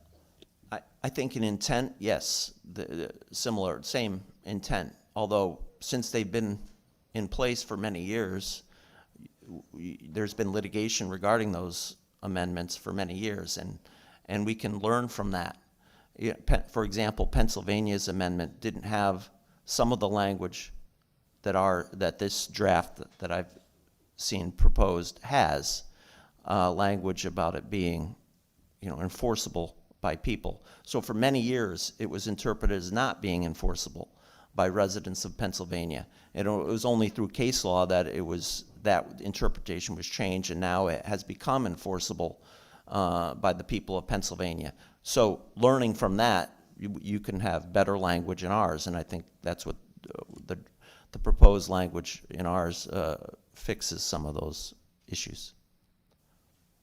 Thank you very much. Further questions from the committee? Seeing none, we thank you for being with us today and contributing your testimony. Thank you. Next up is Fernando Rendon Lopez, followed by Marisabel Huarca Aguizabal. I think I did it better that time. And followed by Chris Herb. Fernando Rendon Lopez is with us remotely, and you may begin whenever you're ready. Thank you. Good afternoon, co-chairs and members of the committee. My name is Fernando Rondon Lopez, and I'm a Policy and Strategy Fellow here at CONCAN, the Connecticut Coalition for Achievement Now. Thank you for the opportunity to testify for House Bill 5347.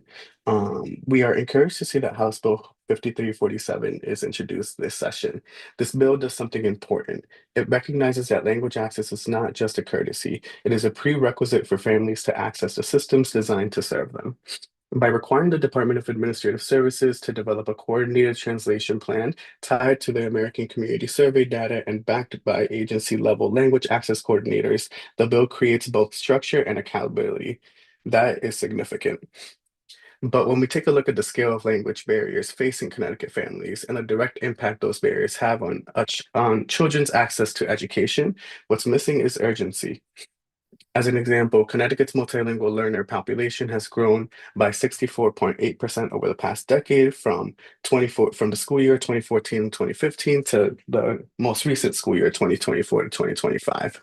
Across the state, the number of residents who speak English less than very well continues to rise.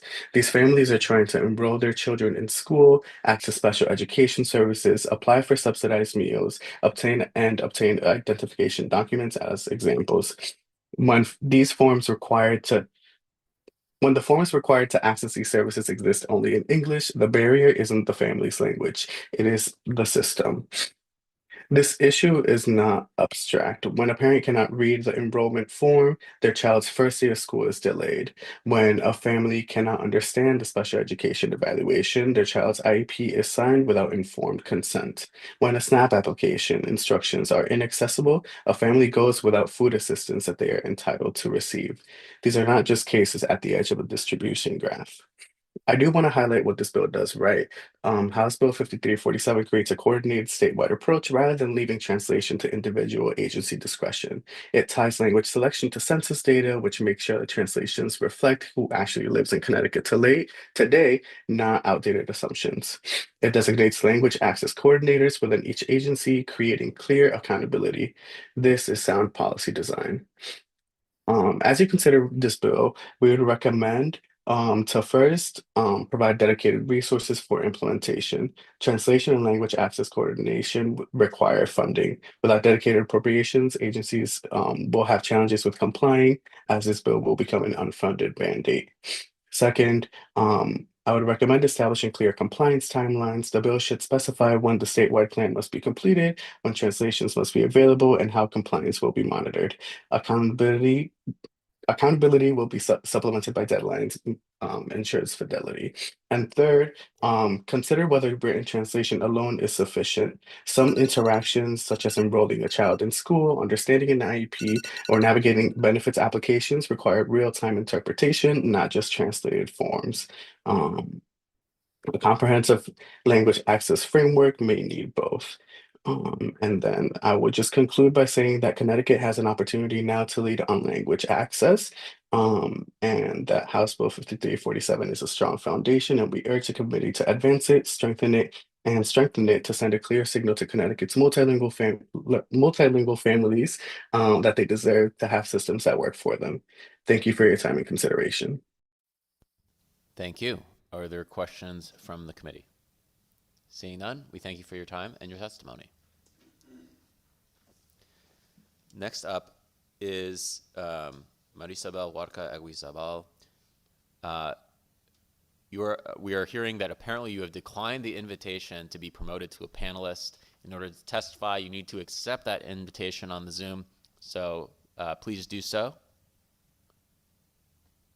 And I think we're going to move to the next person, but if you are able to accept that invitation, we will return to you when you do. Next is Chris Herb. Whenever you're ready, you may begin. Mr.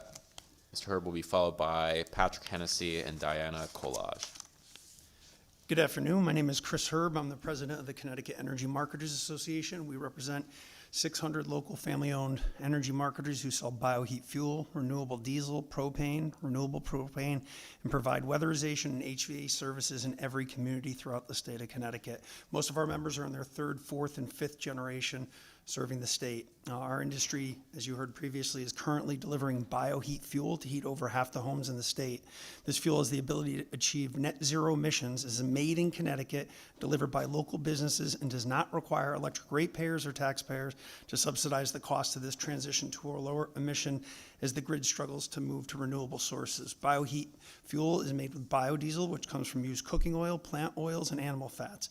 New Haven is home to the largest biodiesel production facility on the East Coast, where we have created clean energy jobs that locally produce clean fuel that can lower greenhouse gas emissions. We're here today in opposition to Senate SJ 37. You've heard previous testimony that I'm going to depart from my written testimony to respond to some of the things we've heard. We are concerned about lawsuits. There is nothing in this language that will prohibit a private right of action. Actually, if you read the testimony that is submitted by the people who support this, they're actually saying that they want this to pass so that citizens have the right of private action against each other, against other businesses. The Sierra Club just testified before me saying that no, companies haven't been sued. Well, yes, they have. In Hawaii, for instance, I'm not an expert on all of the states, but I will tell you the ones that I looked at, that yes, there has been litigation taken against these companies. We all probably drove maybe up 95 today, or 91 or 84. How many billboards did we pass with lawyers begging us to sue each other over something? And I probably shouldn't bash lawyers considering the chairman of the House chairman of the committee, but we can't ignore this. I mean, I can't imagine the amount of money that lawyers in Connecticut are spending begging us to sue each other, to sue the state. To think that this doesn't open that door when environmental advocates who support it are calling out in their testimony to be able to sue is just, I think we'd be fooling ourselves to think that that didn't go there. Maybe in other states, they don't have lawyers who are as aggressive as they are in Connecticut, but certainly it didn't take me to drive from Naugatuck to here not to pass, I can't count how many billboards or hear how many radio ads that we're doing it. So if you're a third, fourth, or fifth generation family-owned business in Connecticut, you are afraid. Our members are afraid that if something like this passes, it compromises their ability to keep Connecticut warm, to keep cars moving. I will remind the committee that in 1979, the legislature divorced major refiners like ExxonMobil and Shell from owning and operating gas stations in Connecticut. So every time you fill up, you're doing business with a Connecticut family or a family business because refiners can't own those businesses. You are opening us all up for that type of exposure. So I urge you to oppose SJ 37. Thank you. Thank you for your testimony. Are there questions from the committee? Representative Mastrofrancesco. Thank you, Mr. Chairman. Thank you so much for coming in and testifying today. And I certainly agree with you and share your concerns about this bill. This proposal has been in our committee for the past, I don't know, as long as I can remember. And you can sue, in my opinion, just by reading the language. An individual can sue an individual. You know, we have bills going around this committee trying to prohibit people, trying to ban gas-powered leaf blowers. So I could see an individual suing them. And certainly, if that wasn't the case, an individual suing the state of Connecticut, and then the state of Connecticut turning around and suing an individual for violating, not protecting the environment. And as Senator Sampson said earlier, we all care about the environment, right? There's that goes without saying. But you alluded a little bit before about your industry. And can you just share some of the concerns that you've heard from your members about this legislation, how it would personally impact their business? I mean, we have a lot of mom and pop places here in Connecticut, right, of individual small companies. Can you just talk a little bit about that? Through you, Mr. Chairman. Sure. So I genuinely believe in the question about, do we care about the environment? The reason why I started my testimony by talking about our transition to low carbon liquid renewable fuels like biodiesel is because we do want to be good stewards of the environment. We do want to comply with the state environmental laws. You know, if you just go to the section of the statute that that addresses how many environmental laws we need to comply with, it is hundreds of sections of law. There are ample environmental laws that we work hard every day to comply with and exceed those standards so that we're in compliance.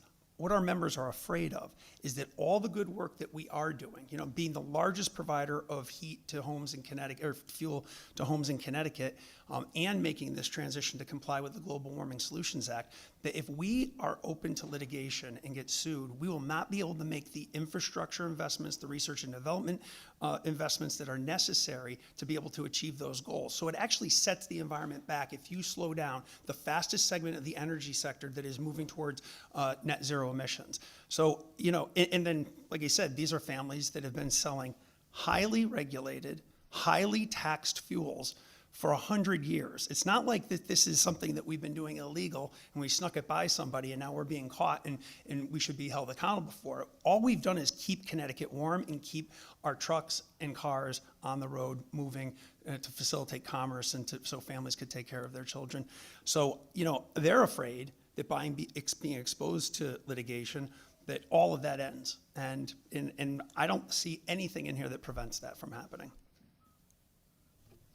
Thank you. Thank you for that. You brought up some really good points, and there's certainly no doubt that the industry is doing everything that they can to protect the environment, as they do every day. Thank you for coming in. I appreciate it. I certainly agree with you, without a doubt. Thank you, Mr. Chairman. Thank you, Representative. Further questions from the committee? Representative Bronco. Thank you, Mr. Chair. Chris, thanks for coming in for your testimony today. I hope I'm not putting you on the spot, but we're hearing there's no lawsuits and then there are lawsuits. Do you have any background information on any lawsuits that have been given? What are the basis of these lawsuits? Anything you can share about the ones that have occurred? Sure. Like I said, I'm not familiar with every state that has this, but the one, in preparing for my testimony, I'm not an attorney. I did look at the state of Hawaii, where it showed that there were, I believe, eight oil companies were sued under a similar constitutional rights amendment, and their trade association was sued. So that's my company. We're the trade association that represents the local oil and gasoline companies. So, you know, I'm familiar with what's happened there.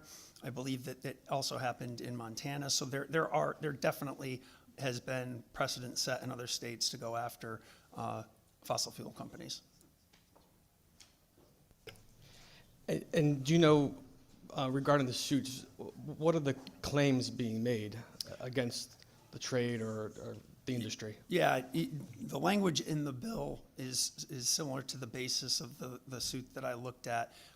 You're violating their rights to clean air, clean water, things like that. That was sort of the basis. If you look at the testimony that was given in the cases, that's what they were citing, is that the actions of those companies violated those rights. So not a particular instance, sort of just in general, by existing as a business, you're violating their rights. I'll get you a better summary on that, but yeah, that's the way I read it. And again, I'm not an attorney, so my interpretation of it could be not exact, but yes, that's the way that I read it. That tracks with my understanding from what I've looked into too. Yeah, so I appreciate your testimony and sharing that insight. Thank you, Mr. Chair. Thank you, Representative. Further questions from the committee? Representative Menapace. Thank you again for coming in today. I did want to ask, and I'm hoping you could be able to answer this for me, is that you have talked about these lawsuits, and I understand that. but I feel like we're often in this room, we're kind of conflating the idea of like frivolous lawsuits, and the lawyers in here would probably better be able to explain this, because I think I'm kind of under the understanding that I could technically try and sue anyone over anything. It doesn't mean it'll actually get done. But are these lawsuits that you're seeing in Hawaii, and you mentioned Montana, it sounds like you don't have the information about this, like, are these, in your opinion, frivolous? Because, I mean, the law is meant to be able to have this, that we can have this guarantee, but I'm not sure about these, what exactly makes them frivolous lawsuits. I mean, granted, this is another state, so I appreciate that this is, not going to be the same circumstance, but. I can tell you why I would think it would be frivolous here if something like this passed, instead of commenting on other states. I think it would be frivolous here because we already have laws that limit particulate matter emissions, for example. We already have laws that punish people for spilling or leaking fuel and require remediation and cleanups. So to have a redundant right to be able to, for a private citizen to sue the company for doing that when the state already has regulatory and enforcement ability against them, they fine them, they can red tag them and shut them down, which they do. If there's a bad actor out there, the state already does that. So I would consider it frivolous to allow people to sue above and beyond what the voluminous amount of laws and regulations in the state already accomplish in protecting the environment, whether it's air, water, or the land. I don't know if that answered it, though. I mean, not really, but it's okay. Thank you. Thank you, Representative. Further questions from the committee? Seeing none, I will try not to take personally your comments about lawyers earlier. I will just encourage everyone on the highways to please keep your eyes on the road. Public Policy 101, never insult the chair. I failed. Not taken. Thank you very much. Seeing no further questions, we appreciate you being with us today. Next up, Patrick Hennessy, followed by Diana. Oh, sorry. It appears Marisa Bell is with us, and you're up, followed by Patrick Hennessy, followed by Diana Collage.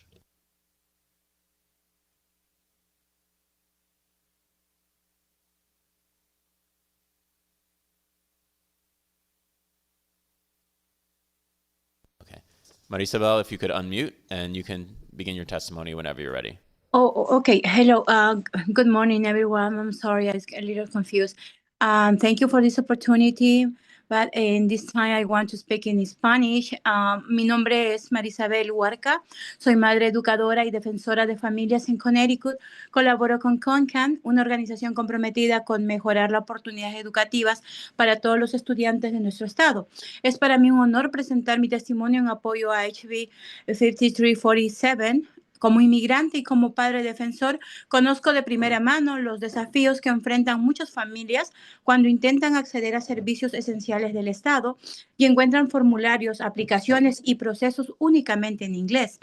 Para muchas familias trabajadoras, el idioma se convierte en una barrera que limita su acceso a recursos fundamentales como atención médica, vivienda, programas de apoyo laboral y servicios educativos. En mi trabajo con familias y comunidades, he visto cómo padres profundamente comprometidos con el bienestar y la educación de sus hijos se sienten inseguros o excluidos simplemente porque no pueden comprender completamente los documentos que deben llenar o las instrucciones que reciben. El acceso al idioma no es solo un tema administrativo, es una cuestión de dignidad, equidad y oportunidades. Cuando una madre o un padre no entiende un formulario médico, el acceso a la salud se ve comprometido. Cuando una familia no puede entender una solicitud de vivienda, su estabilidad se pone en riesgo. Y cuando los padres no comprenden los procesos educativos, su capacidad de apoyar el aprendizaje de sus hijos se reduce. Como defensora de la educación en CONCAN, sé que el éxito de nuestros estudiantes depende profundamente de la capacidad de sus familias para participar plenamente en los sistemas que los rodean. HB 5345 representa un paso importante hacia un Connecticut más justo e inclusivo. Esta ley permitirá crear un plan claro y coordinado para traducir y revisar los formularios y aplicaciones que permiten acceder a servicios estatales, asegurando que las familias con dominio limitado del inglés puedan comprender, participar y beneficiarse plenamente de los recursos disponibles. Las familias inmigrantes de Connecticut trabajan arduamente, contribuyen a nuestras comunidades comunidades y creen profundamente en el valor de la educación y las oportunidades. Ellas no buscan privilegios, buscan algo mucho más básico, la posibilidad de entender y ser entendidas. Apoyar esta legislación es reconocer que el idioma nunca debe ser una barrera para acceder a servicios esenciales o para participar plenamente en la vida cívica de nuestro Estado. Gracias por esta oportunidad, es lo que tenía que decir. Muchísimas gracias.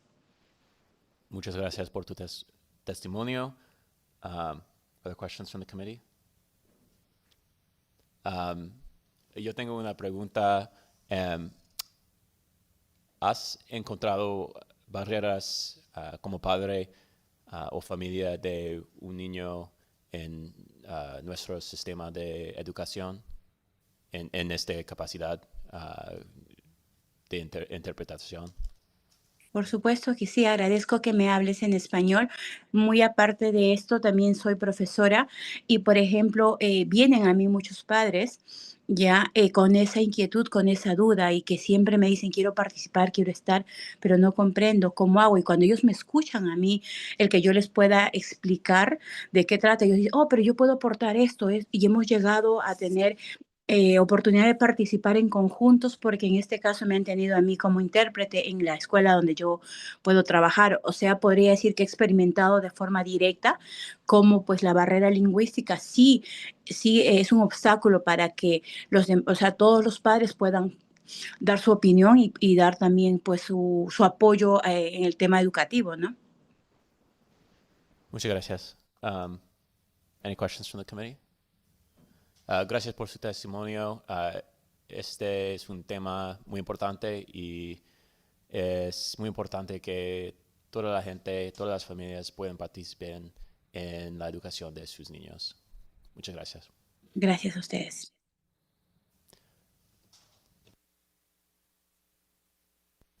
Next up is Patrick Hennessy, followed by Diana Collage, followed by Luis Ortiz.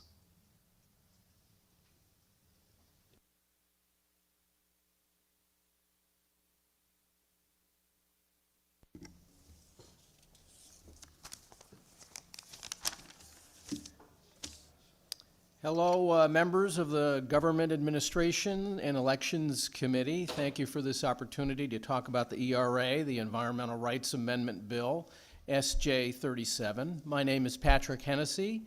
I'm a Milford resident.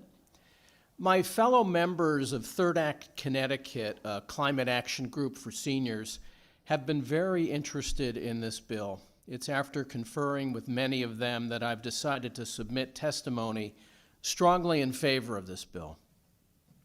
It addresses fundamental human rights that need state constitutional recognition. Connecticut has a unique opportunity to put this before the voters in a referendum. The ERA will raise environmental justice to the highest constitutional standing and enforceability. It'll also strengthen our existing laws and address any gaps or loopholes that result in environmental harm. It'll focus the government on preventing pollution and environmental degradation rather than simply permitting it. And it'll protect our environment and the climate for both current and future generations. Please consider the bill as it stands. Last year, unfortunate last-minute changes really neutered the bill. This time around, it's really great as it is. Thank you for your time. Thank you. Thank you for your time and your testimony. Are there questions or comments from members of the committee? Seeing none, thank you again for your testimony. Thank you. Next, we will hear from Diana Coulage, who will be followed by Luis Ortiz, who will be followed by Stephanie Pearl. Diana, welcome. The floor is yours. Thank you. Good afternoon, everyone. My name is Diana Coulage. I'm a resident of Stamford and a volunteer for Citizens Climate Lobby. I urge you to support SJ 37, the Environmental Rights Amendment. It goes without saying, clean air, clean water, and clean soil to grow nourishing food in are not luxuries. These are the basic conditions that make every life possible. Every one of us, your constituents, your families, your children depend on this. This is a nonpartisan issue. These are survival necessities. And yet, unlike freedoms such as speech or religion, the right to a healthy environment is not explicitly defined. We have seen how strongly constitutional rights are defended once they are clearly established. But we cannot drink words, we cannot eat guns, and we cannot subsist on abstract freedoms alone. Protecting environmental rights means protecting human life and dignity. I'm a college kid who's fed up with a lower quality of life, a lower life expectancy, and a lack of dignity determined by my zip code. For immigrants, people of color, and lower income families, this is the reality many of us are born into. In addition to studying, I do ecological landscaping. My clients' properties are a refuge with shade and cooler temperatures.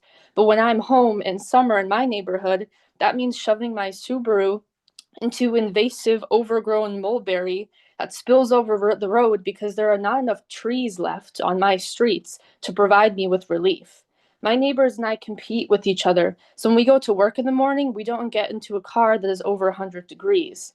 There is no dignity in living this way. SJ 37 would not trigger automatic lawsuits, as opponents love to claim, or dictate specific policies. What it would do is require our government to protect that right when making decisions. Every constitutional right is enforceable. This includes lawsuits. This is also what keeps these resolutions from simply being symbolic. I do not see anyone using this rhetoric against our other constitutional rights. And why should they? To reject this resolution in fear of frivolous lawsuits, which courts are already prepared to weed out and handle, is to claim citizens do not have power. They do not have the power to defend their needs and their survival. They do not have what constitutional rights are intended to do is give power to the people. And as we have seen overwhelmingly today, the people have spoken in desire of this. We cannot truly pursue life, liberty, and happiness without a healthy environment in which to live and grow. Please support this resolution. It is an obligation to your own health, to the health of your constituents, and to the well-being of future generations. Thank you for all your good work. Thank you. Thank you for your time and your testimony. Are there questions or comments from members of the committee? Seeing none, thank you again for your testimony. Next, we will hear from Luis Ortiz, who will be followed by Stephanie Pearl, who will be followed by Maya Van Rossum. Is Luis online? I don't. Oh, you're in person. Oh, I'm so sorry. Welcome. The floor is yours. Yeah, glad you're here. Yes. Good afternoon, Co-Chair Senator Flexer and Representative Blumenthal and other distinguished members of the GAE committee. My name is Luis Ortiz. I serve as the Director for Community Engagement and Family Partnerships with CONCAN, and we're here in strong support of House Bill 5347. My team has also submitted a more thorough and detailed testimony for you all to review after this. House Bill 5347 addresses a challenge many Connecticut residents face every day: the inability to access state services simply because required forms and applications are not available in a language that they understand or speak. Across our state, families interact with agencies to access health coverages, housing assistance, workforce programs, educational support, and public benefits. Yet many residents are asked to navigate complex systems using documents only available in English. When that happens, applications are submitted incorrectly, deadlines are missed, and residents feel disengaged from the services they are eligible to receive. These are not failures of their motivation, they're barriers created by the lack of access. Connecticut's changing demographics makes this issue increasingly urgent. Just multilingual learners alone have increased by nearly 65% since 2014, growing roughly from 35,000 students to over 57,000 students, now representing over 11% of statewide public school enrollment. This reflects broader changes across Connecticut's workforce and communities. House Bill 5347 provides Connecticut with something we currently lack: coordination. Rather than leaving language access to individual agencies to address inconsistently, this bill establishes a statewide plan to review and translate the forms residents must complete to access services that already exist. Removing language barriers helps more Connecticut residents successfully enter the workforce and access licensing, training, employment pathways that are critical to our state's economic growth. Now, Connecticut will not be alone in this work. Our neighboring states to the west and to the north in New York and Massachusetts have already implemented or adopted statewide language access plans to ensure that their residents can have meaningful access to government services. House Bill 5347 allows Connecticut to move forward alongside our regional peers. Supporting this bill ensures Connecticut continues building a government that communicates clearly, operates effectively, and services all residents and citizens effectively and efficiently. I respectfully urge your support on this bill. Thank you for your time and considerations. Open to any questions you might have. Thank you. Thank you for your time and your testimony. Are there questions or comments from members of the committee? I actually have a couple of questions because you referenced what's happening in New York and Massachusetts. And so I guess I'd ask you, what do those plans look like? Yeah, thanks for the opportunity.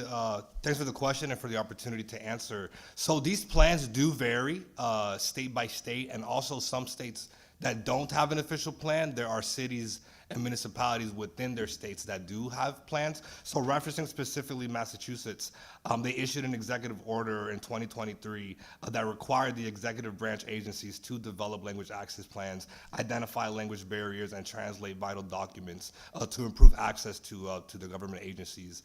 Another example I would give would be the District of DC. I believe they operate off a percentage threshold.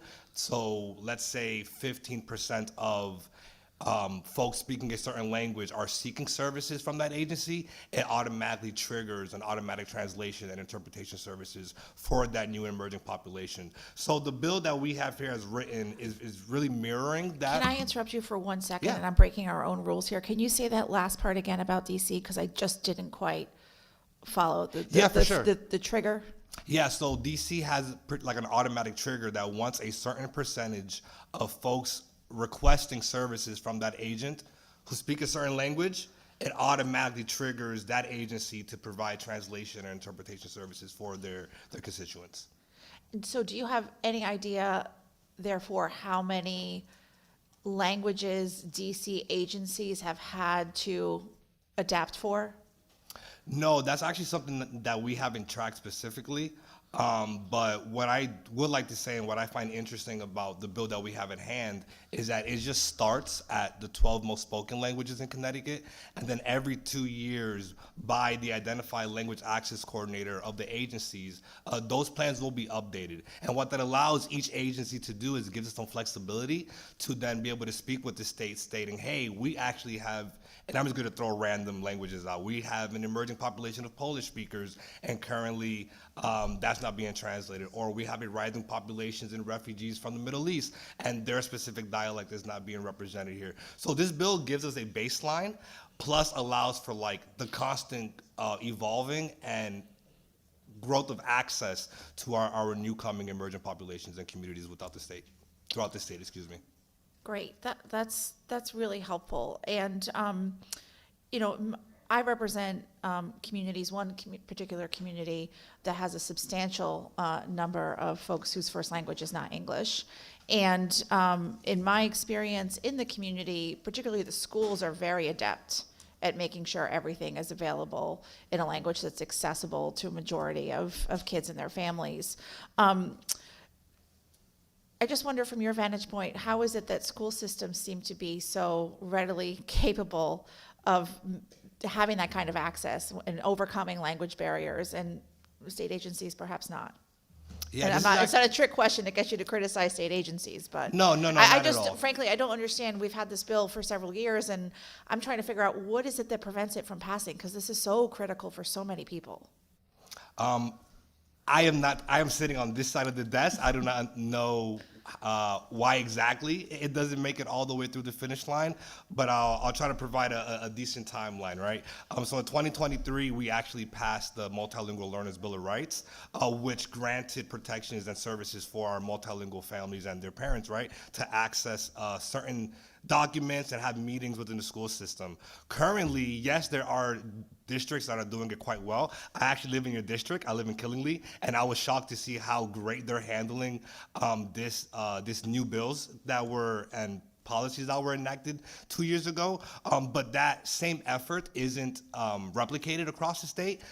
Just earlier this year, again, 2 years, actually, this makes 3 years. 3 years after the 2023 Multilingual Learners Bill of Rights was passed, we still had 65 school districts that have yet to do the simplest thing, which is upload a pre-translated document that the State Department of Ed assisted us in completing, providing 17 different translations to their district website. And this is one of the easiest asks is, hey, can you just upload this to your website and make it easily available for your families? And 65 districts as of January have not done that very small task, right? So I think a lot of it has to do with like when we pass laws to make sure that we also carve out a little caveat for like implementation and follow through. But thankfully, you know, organizations like CONCAN, our partners, we have been mobilizing folks, gathering stories, and holding districts accountable because we did the lifting for them. The State Department of Ed did the lifting for them in translating these documents. It was as simple as copying and pasting a document or a link to their website, and they couldn't do that. So I applaud those districts, specifically in my neighborhood, Killingly, who is like leading the way, and I encourage those who are a little bit falling behind to like understand that this was law that was passed, and we have members in the community that are here to help and assist make that process more seamlessly. Great. Well, thank you. Thank you very much for that and all these detailed responses. And I have to say, it's a rare day that a public hearing in this building may be dominated by people testifying from Killingly, but you're number 2 so far, so it's very exciting. Glad you're here. Thank you very much. I like to say that we're not going to be the quiet corner for long. That's right. That's right. Thank you again. Thank you very much for your time and your testimony today. Thank you. Next, we will hear from Stephanie Pearl, who will be followed by Maya Van Rossum, who will be followed by John Coleman. Stephanie, welcome. The floor is yours. Thank you. Good afternoon, and thank you for the opportunity to submit testimony on Raised Bill 5342. I'd like to just introduce myself before stating our position here. Senior VP for Odyssey Hartford, representing and comprised of 4 radio stations, long-standing radio stations, WTIC AM, 101 years, WTIC FM, WZMX, now celebrating 25 years in the market, and WZMX, and a proud member of the Connecticut Broadcasters Association, and have been covering the media landscape, radio and TV for 27 years here in the state of Connecticut. And born and bred in Connecticut and loud and proud about it.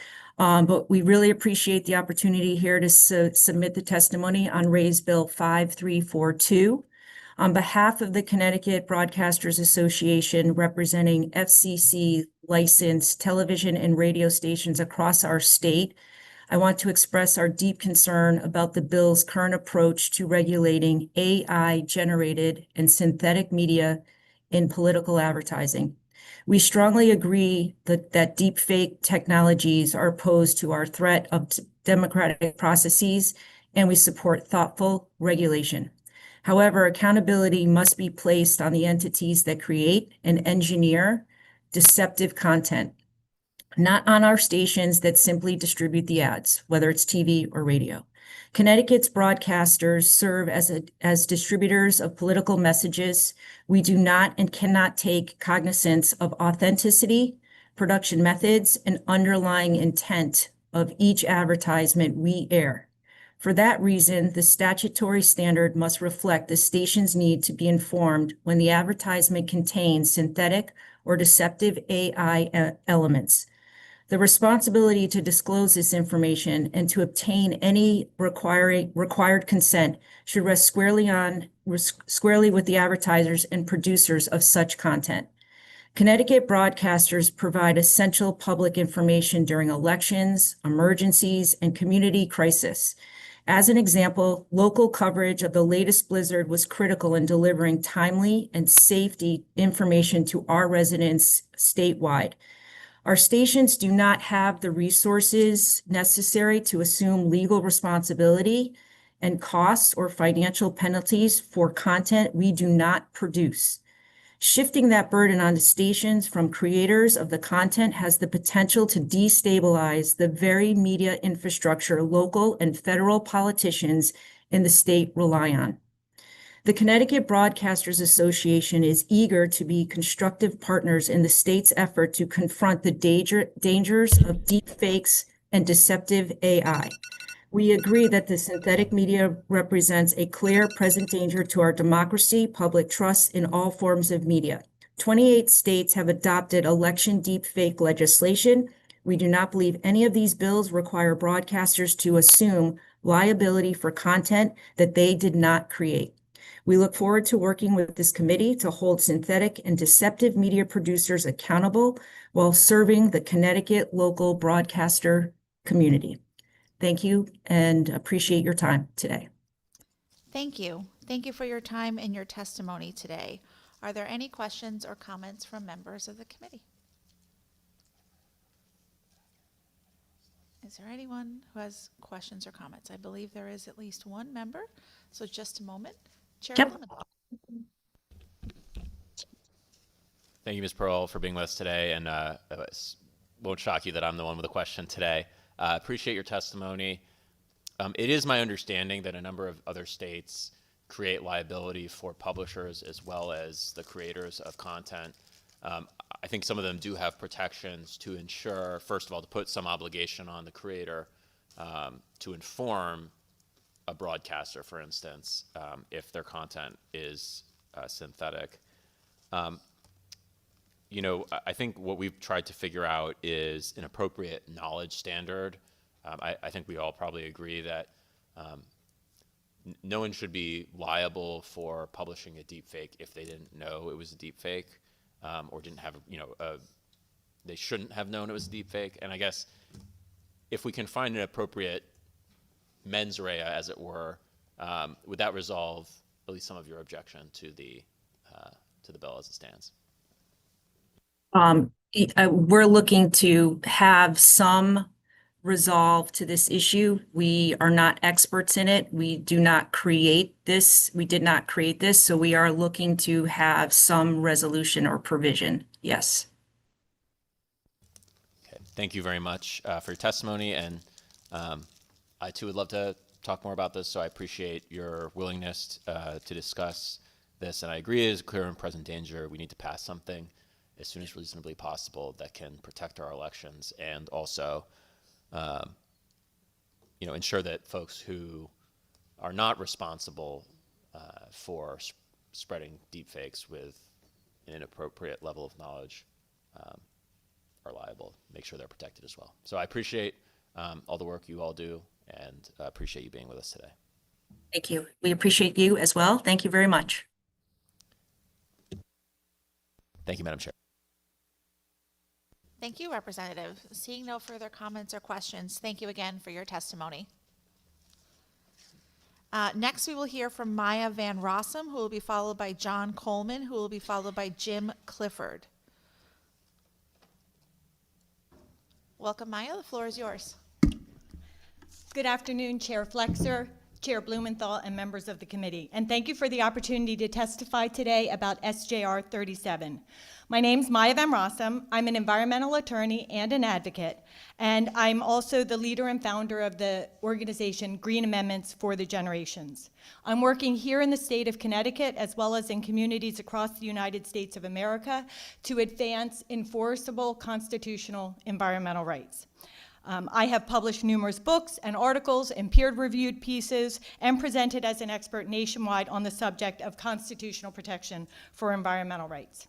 I want to assure you that currently there are 3 states that have constitutional recognition on par with what is being proposed in SJR 37. Those 3 states are Pennsylvania, New York, and Montana, not the state of Hawaii. I will speak to that later. And I'm active in using those constitutional amendments in all 3 of those states. And we can look to those states because they have on-par language to get an understanding of how SJR 37 will likely be implemented in here in Connecticut. I want you to know that there are also 20 other states where language of this kind and quality is being proposed. The Environmental Rights Amendment in SJR 37 will ensure that every arm of government, including at both the state level and the local level, is integrating constitutional environmental rights into their current review and decision making. And just for clarity, in response to the earlier conversation, none of the supporters of SJR 37 have asserted that there will be no litigation if SJR 37 is passed. It's the kind and the quality of litigation and to whom the litigation is responding. SJR 37 is about government action. So to the extent that you have advocacy or responsive legal action, it is directed at government action. The amendment cannot be used in lawsuits between neighbors or between private parties, and to suggest otherwise is simply not accurate. Hawaii does not actually have an amendment on par with SJR 37. What Hawaii has is it has trustee language similar to SJR 37, not in the Bill of Rights, but when it speaks to the individual rights of the people, it does not create a self-executing right to a clean and healthy environment. What it does is it creates a right to enforce existing state environmental protections in the state. So to the extent that there was conversation about the earlier litigation that was private party focused, that was actually based on state law. That was not an enforcement of the constitutional language itself. The environmental rights amendments that do exist have not supported any frivolous litigation. And I agree with the comment earlier that that really is the only kind of litigation that we should be concerned about. If there is a lawsuit, it has always been about a serious issue of environmental concern, and we should be happy there's a constitutional right to address that issue. My time is up. I've got more to say, but I'll respond to questions if there are any. Okay. Thank you. Thank you for your time and your testimony today. There are questions from members of the committee, so Representative Menapace. Yeah, I was hoping, I don't know if this is what you had been pledged to, but I was hoping to understand, like, what are some of the lawsuits that we're seeing in some of these other states through you, Madam Chair? Sure. So when we look across the three states, the kind of things that we have seen is there was, in the Commonwealth of Pennsylvania, there was a devastatingly pro-fossil fuel law that was passed that actually stripped local government of all of their authority when it came to siting of fracking operations within their communities. In that state, local communities, actually joined by one environmental organization, used Pennsylvania's language to reassert the constitutional right of local government to implement and enforce environmental rights protections, and they were successful. In the case that was referenced earlier, the Held v. Montana case, that was actually a piece of legislation that prohibited government officials from considering the climate changing impact of their actions and decisions before they acted.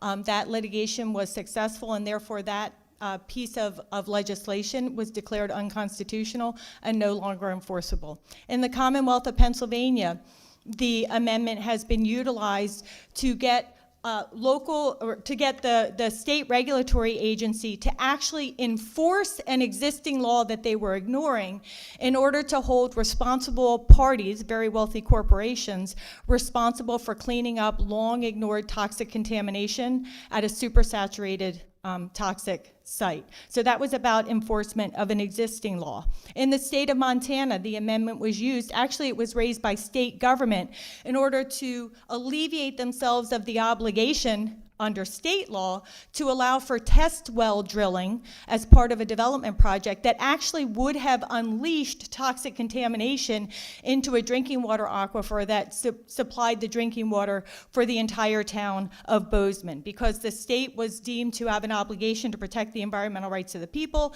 they didn't have to enforce that state obligation, and the drinking water of the community was protected. The amendment has been used to challenge permits that have been issued for industrial gold mining operations that would have had devastating consequences for remote, irreplaceable ecosystems. There, the permit was declared to be unconstitutional, therefore unenforceable. Therefore, the drilling could not happen.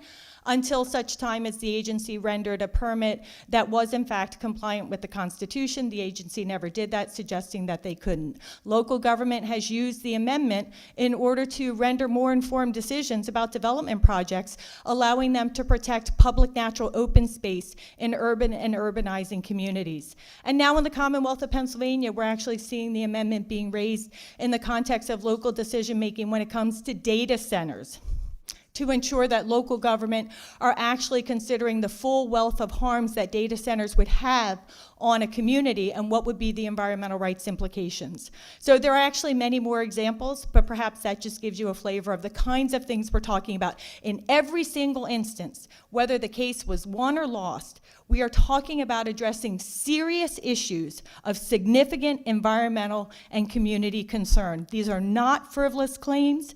These are not people coming forth willy-nilly trying to assert a frivolous make it a frivolous assertion. These are people genuinely concerned about their health and safety, and often the people who are concerned are the government officials themselves who are seeking to advance good quality decisions and then defend those decisions if they're challenged in the courts, not just by impacted community members, but by developers and industrial operators. Thank you. Thank you, Representative. Are there further questions or comments from members of the committee? Representative Gauthier.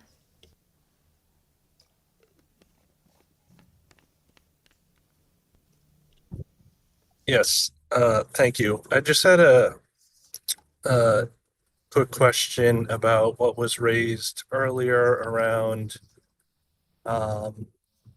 thoughts about whether this law could be used to bring lawsuits against individual small businesses. You kind of addressed Representative it's Gauthier, not, we're losing your audio. You may need individuals. to- Representative Gauthier, we lost your audio, so you need to repeat yourself. We heard, the last full concept we heard was small businesses. Yes, if you could just address the point that was raised earlier and the concern about potentially this being able to bring lawsuits against small businesses. Thank you.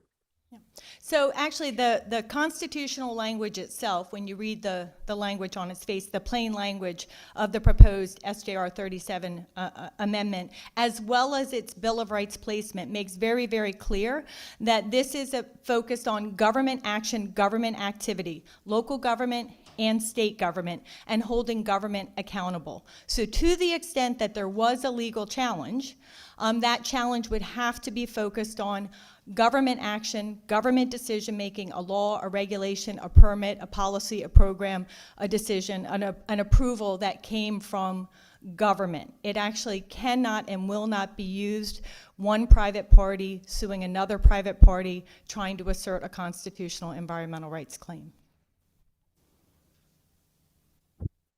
Great. Thank you very much.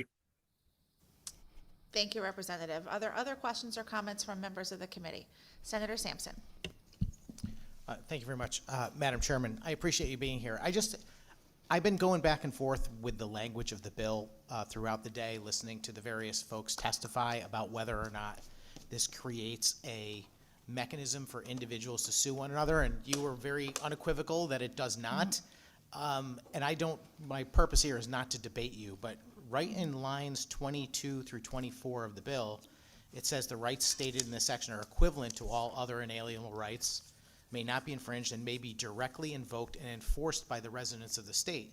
And I don't think that that is limited to only residents suing the government. It seems to me that you could sue anyone over this. And what am I missing? Through you, Madam Chairman. Yes.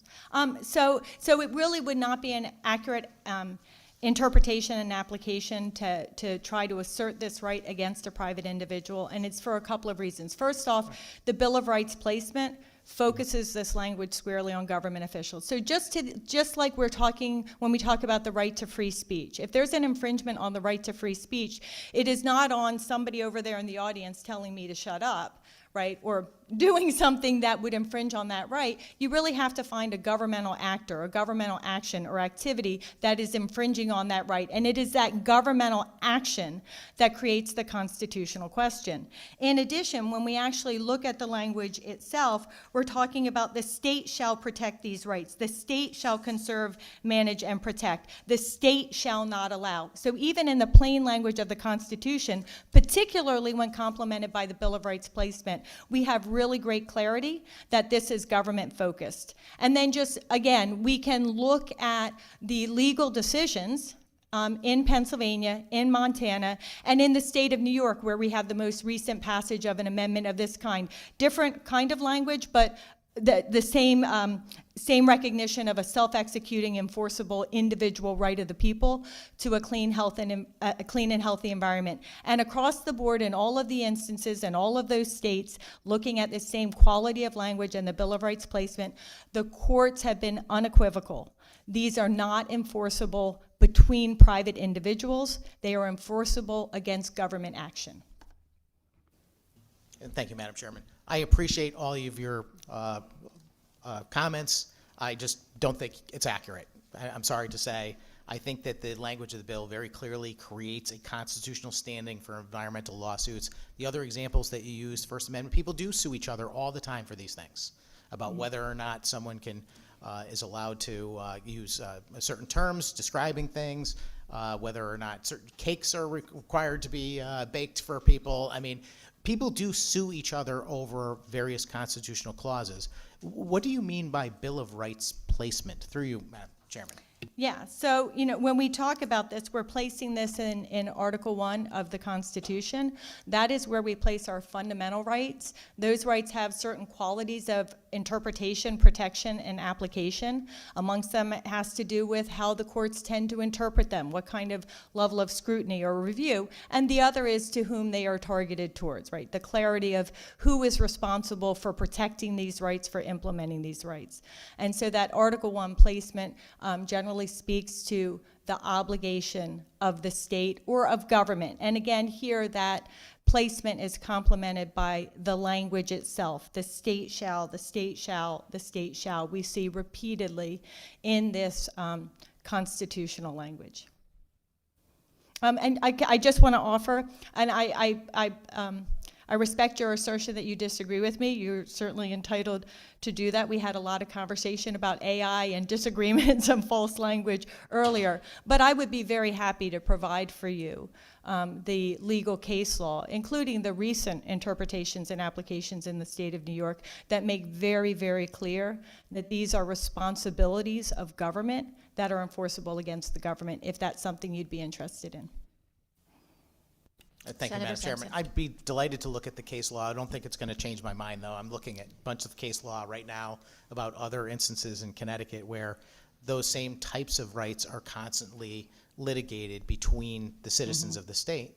And I also don't think it much matters. I mean, if you're going to have a person angry because their neighbor's burning wood in their backyard, for example, they could make a claim against that individual in my scenario, but in your scenario, they could make a claim against the state for not doing something about it.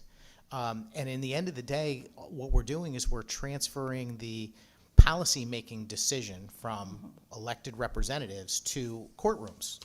And don't you see that we would end up with a patchwork of different decisions and precedent all across the state of Connecticut when people are suing either each other or the state over various pollution claims?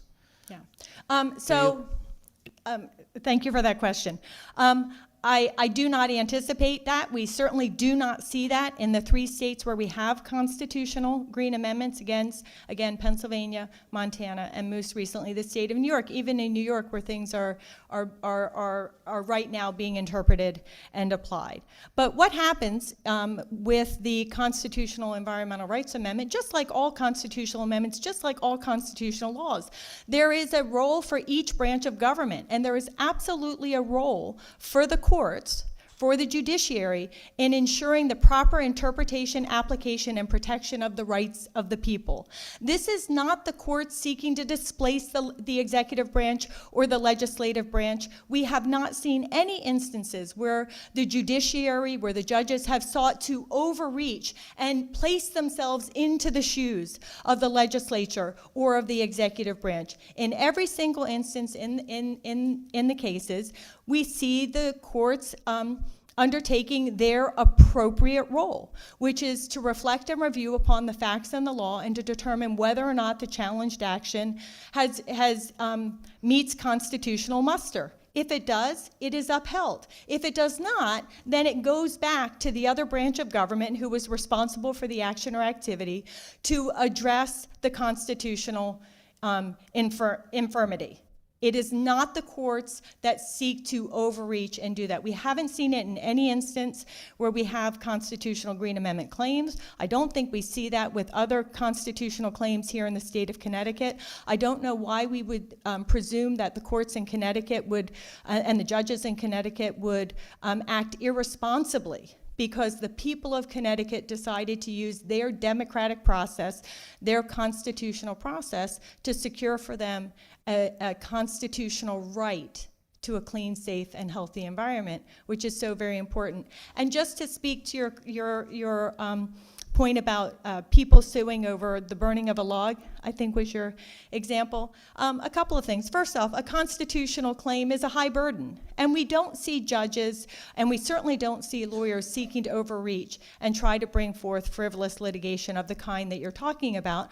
There are sanctions against lawyers who seek to do that. There's damage to their reputation, and certainly there are angry clients, and judges are very quick to throw out frivolous litigation because they simply don't have the time, resources, or patience to deal with that. We see that in all other aspects of the law here in Connecticut and nationwide, and we would certainly expect to see that with regards to the Environmental Rights Amendment. Thank you. Senator Sampson. Thank you very much, Madam Chairman. Please forgive me, my role here today is as a fact finder. It's very tempting to get into a debate with you. Very clearly you're willing to do that with me. We can save that for another day, and I'm certainly going to have the opportunity to debate this bill at great length with my colleagues, no doubt, at some point. So I'm really asking you these questions not in an attempt to challenge you. I'm asking because I'm looking for whatever you can add to my knowledge base so that I can make the strongest case I can. I've established earlier, look, we're all concerned about the environment. In my view, this is a dangerous mechanism that is going to undermine what you described already as our democratic process that we use to determine policy, which is representative government. That's how we control policy. This enters into every range of policy, from protecting the environment to pollution to one of the concerning phrases in this proposal to me is a safe and stable climate.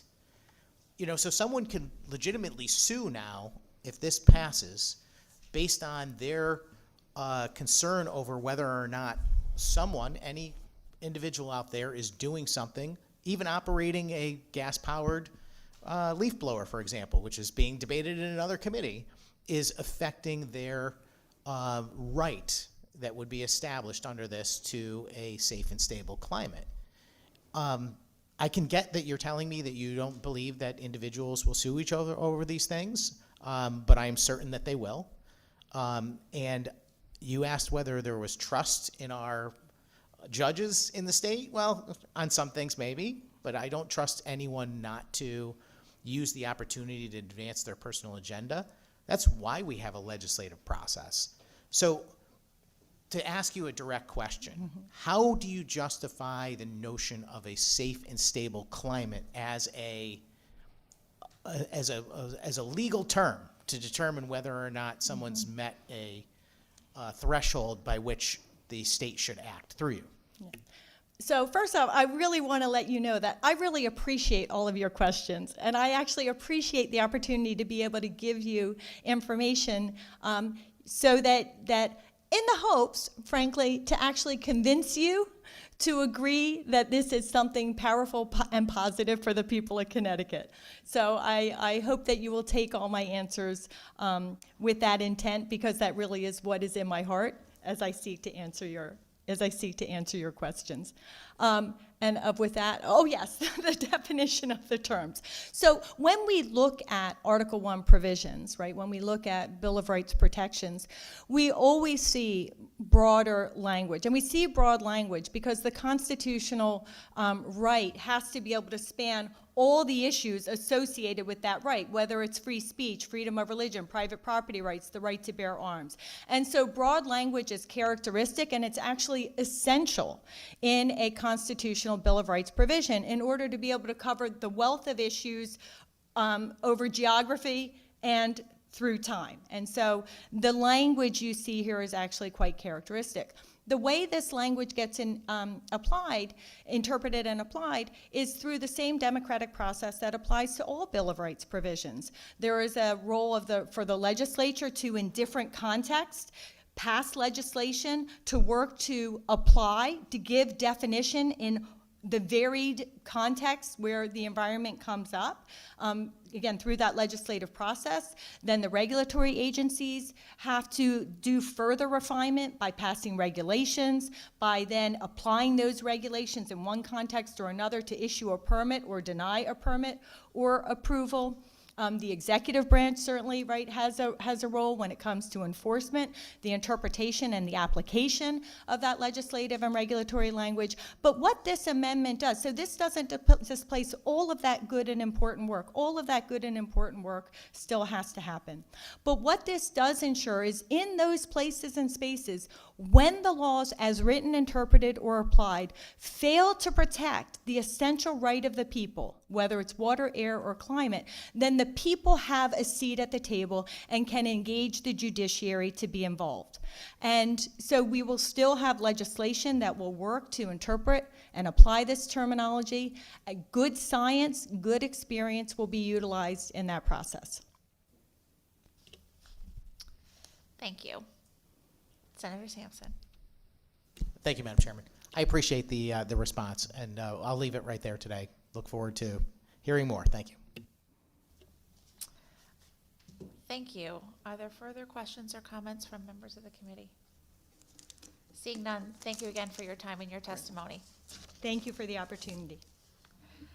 Next, we will hear from John Coleman, who will be followed by Jim Clifford, who will be followed by Stephanie Ingraldi.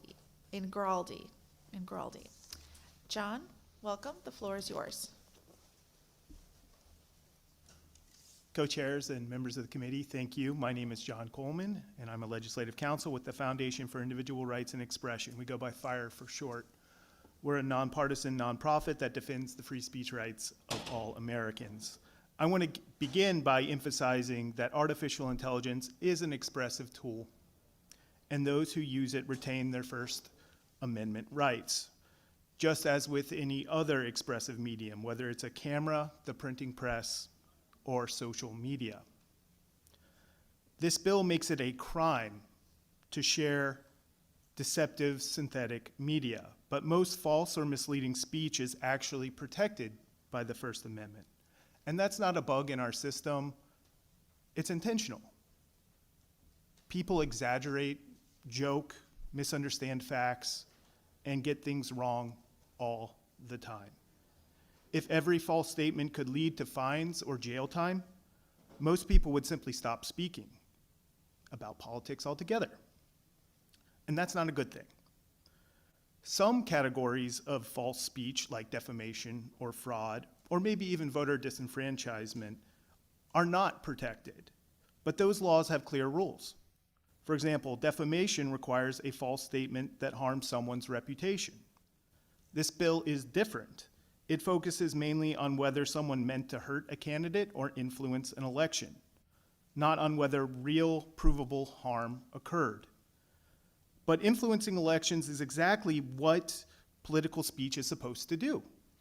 Supporting a candidate, criticizing an opponent, or trying to persuade voters is at the heart of protected political expression. This bill also says people can share certain content if they add a disclaimer. but that means the government is forcing speakers to attach its own warning to their own message. For example, a social media user could have to include a label saying this communication contains an image that has been manipulated. That label doesn't explain what was changed or whether it was something minor, like cropping a photo. It simply tells viewers the government thinks the content should be treated with suspicion, even if it's not suspicious at all. Forcing someone to include that message interferes with the right to control their own speech.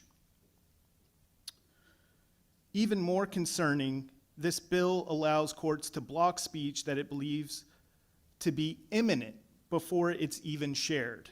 That's prior restraint, and courts are especially skeptical of it, particularly during an election season.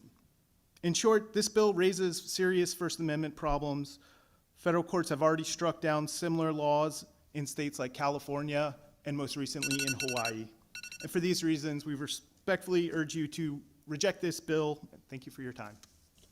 Thank you. Thank you for your time and your testimony. Are there questions or comments from members of the committee? Seeing none, thank you again for your testimony. Thank you. Next, we will hear from Stephanie Ingraldi, followed by Brandon Daly, followed by Virgil Osborne. Welcome, Stephanie. I hope I've said your last name correctly, and if I didn't, I apologize. The floor is yours.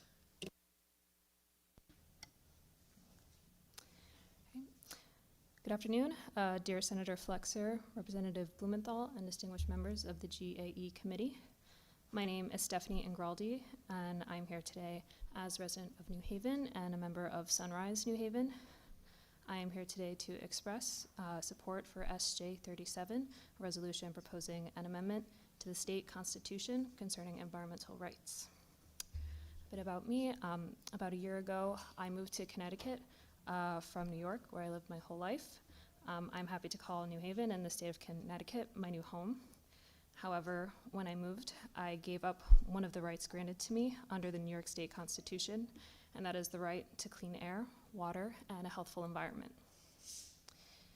It is incontestable that clean and healthy air, water, and soil, and a safe and stable climate are essential to the health and survival of all people.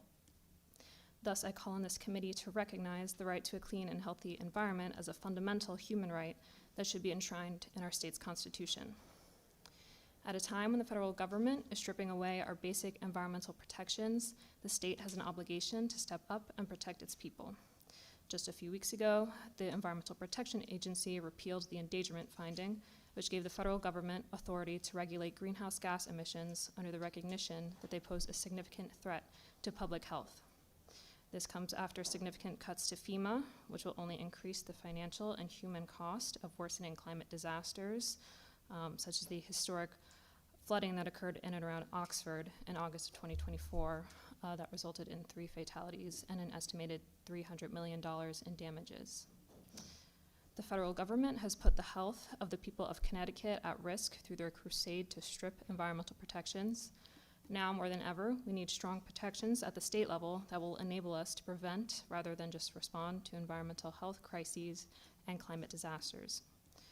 The current and future generations of this state deserve the right to a healthy and stable environment, and they deserve the right to hold their government accountable when its environmental obligations are not upheld.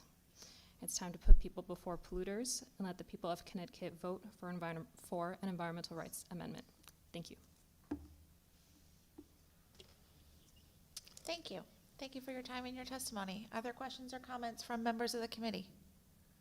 Seeing none, thank you again for your testimony. Thank you. Next, we will hear from Brandon Daly, who will be followed by Virgil Osborne, who will be followed by Lori Henson. Welcome, Brandon. The floor is yours.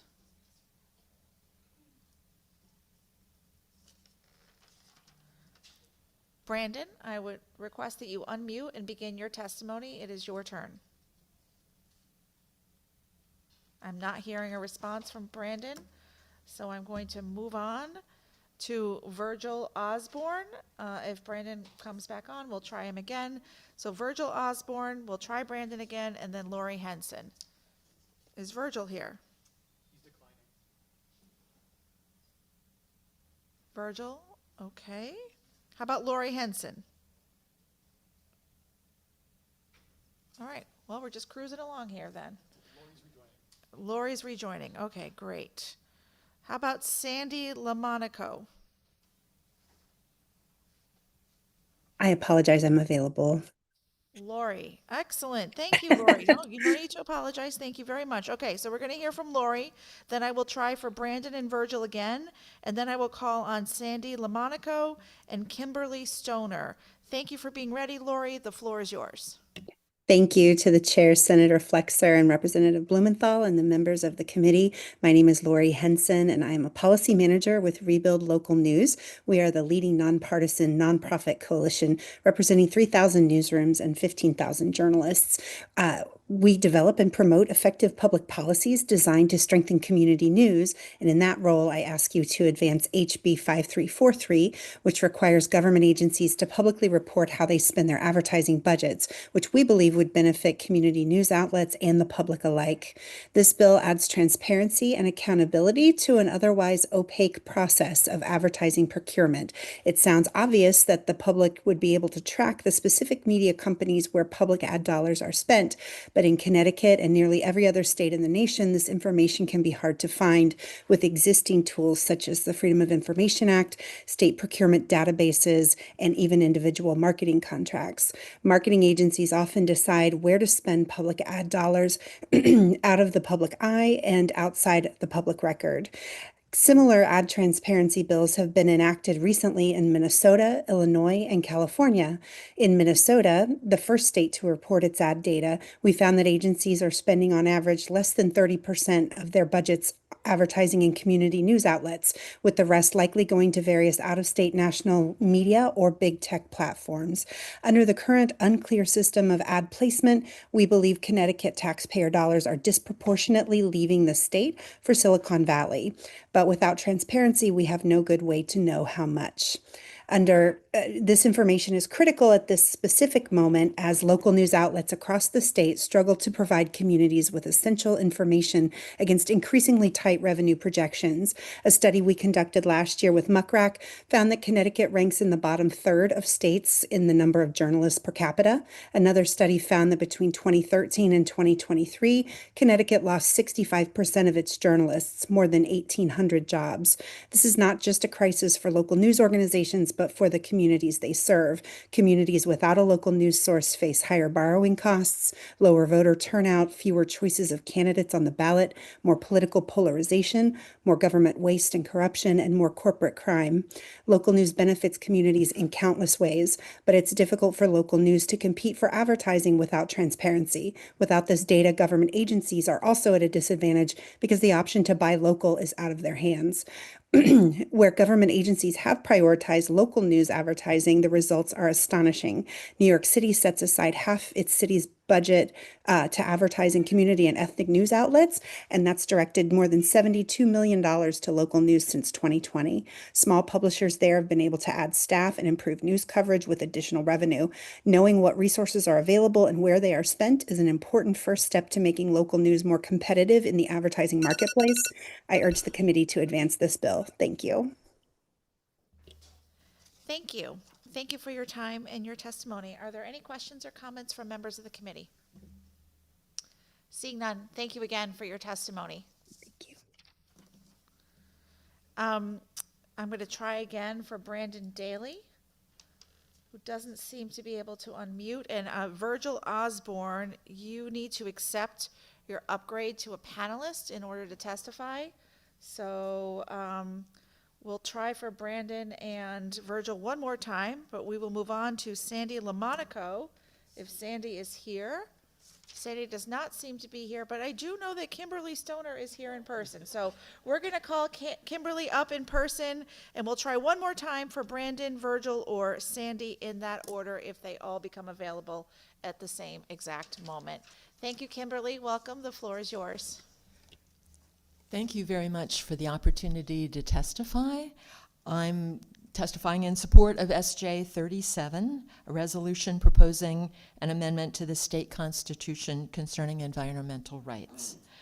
The Connecticut Environmental Rights Amendment would empower the people of our state to advocate for, and if necessary, litigate for their rights to clean and healthy air, water, soil, ecosystems, and environment, and the safe and stable climate they need to lead healthy and full lives.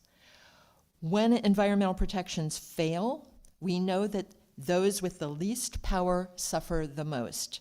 Black and Hispanic communities, low-income communities, and children who are most vulnerable now and who will have to clean up our pollution and live with the climate change we have caused in the future.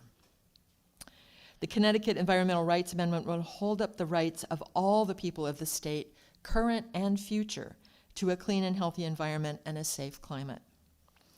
At 68 years old, as a scientist and a lifelong environmentalist, I've seen many cases where science identified a danger to human health and the environment, and the federal government has taken decades to act, if it has acted at all. There are so many examples: lead in paint and gasoline, PCBs, PFAS, and many pesticides, which I know about as an entomologist. The state relies heavily on the federal government to provide the legal basis, the standards, and the funding to act on toxins and other environmental hazards. And we now know that the federal government has cut back very severely, rolled back a lot of the regulations, cut the staff of the Environmental Protection Agency, and is lifting some of the standards. The political pushback against environmental regulations almost always involves quick profits for some while imposing long-term costs on others. Again, often the most vulnerable communities, but also on all of us. The Connecticut Environmental Rights Amendment will require all levels of government to give more weight to the rights of all the people than to the polluters. The question becomes not how much harm can be tolerated, but how harm can be prevented. Connecticut needs to act to protect our people and the environment and natural resources we will be leaving to the future. The constitutional amendment, after it is passed by a referendum of the people, will empower people to demand the government policies, statutes, standards, and enforcement necessary for a healthy environment. Thank you for the opportunity to testify. Thank you. Thank you for your time and your testimony. Are there questions or comments from members of the committee? Okay. Seeing none, thank you again for your testimony. Thank you.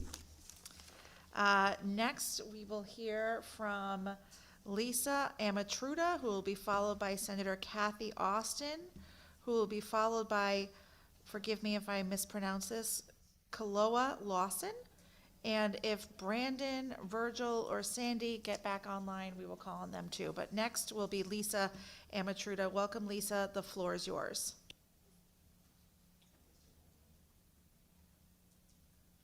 Lisa, we don't hear your audio.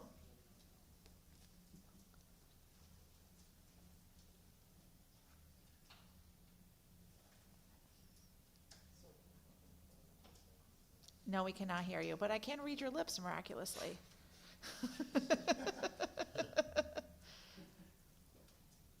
Lisa, maybe you want to log in and log off again, and we'll try one more time, and I'll call on somebody in the room, and you'll be next up when they're done, okay? Thank you very much. Okay, Senator Kathy Austin will be next. Will be followed by Lisa when she jumps back on, and hopefully her audio works. Welcome, Senator Austin. The floor is yours.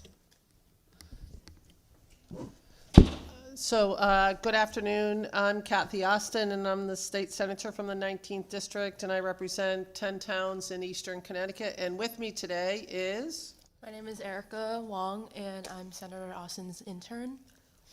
So Erica has been working in the office all session, and I asked her if she had had an opportunity to actually participate in testifying, so I brought her downstairs today to experience this.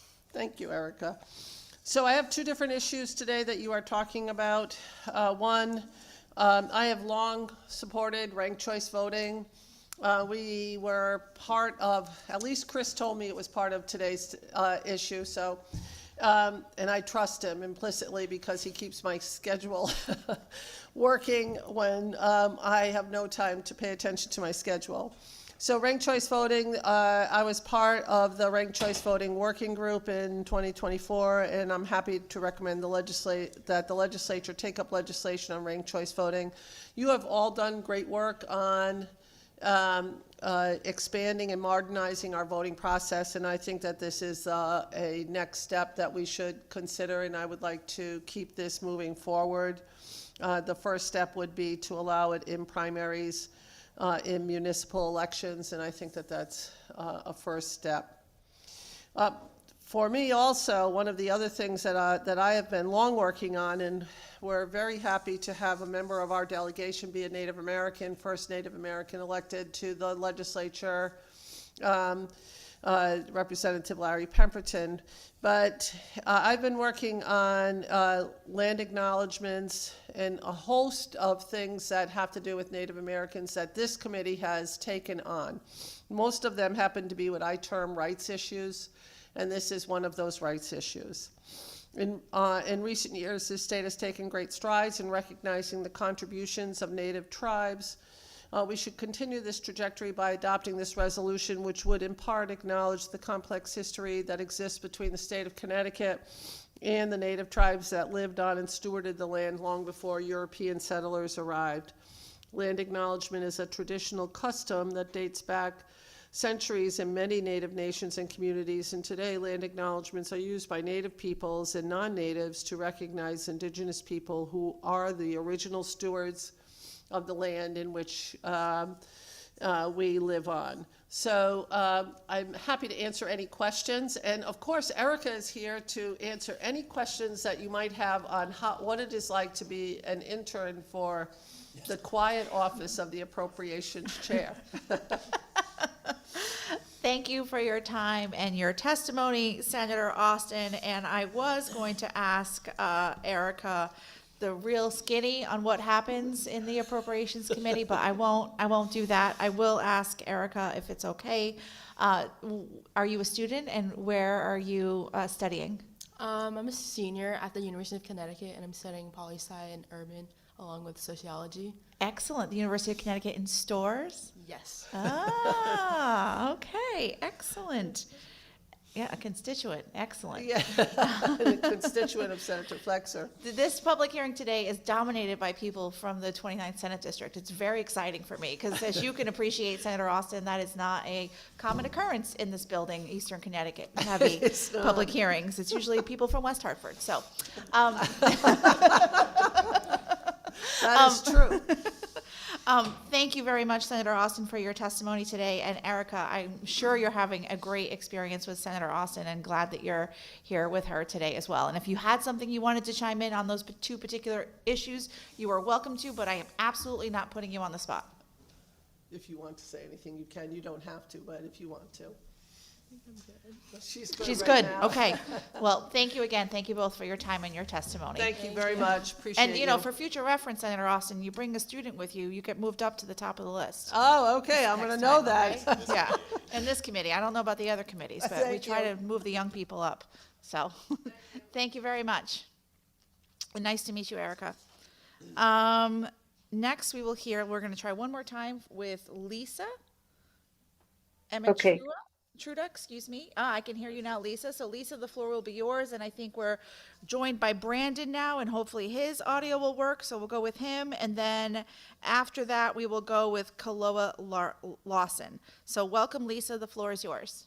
Thank you. Good morning, Senator Sampson, Senator Flexer, Representative Master Francesco, Representative Blumenthal, and members of the GAE committee.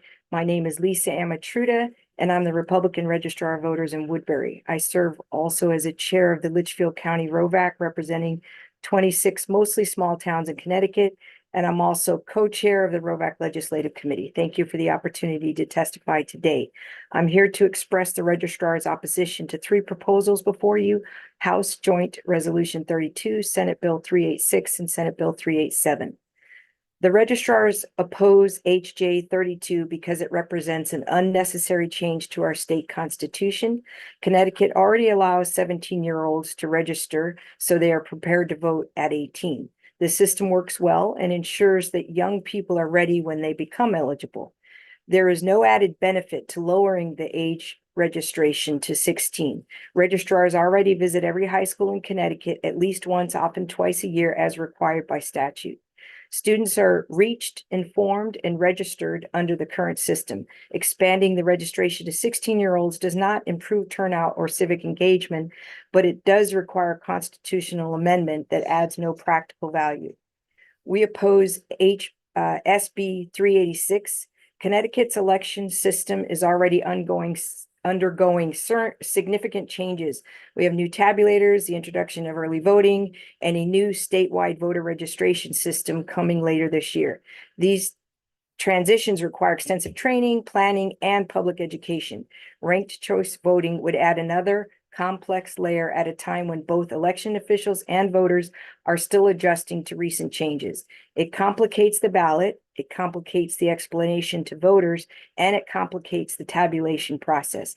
RCV relies on algorithmic redistribution of votes, which can delay results and make them harder for the public to understand. Slower, less transparent results risk undermining voter confidence, something registrars work every day to protect. We believe Connecticut should stabilize a system before introducing another major change. Finally, we oppose SB 387. Connecticut already has a clear and effective avenue for election-related concerns through the State Election Enforcement Commission. The SEEC is established, accessible, and well understood by voters and residents. Adding another oversight layer would create confusion about where voters should bring their concerns and would duplicate responsibilities that are already being met.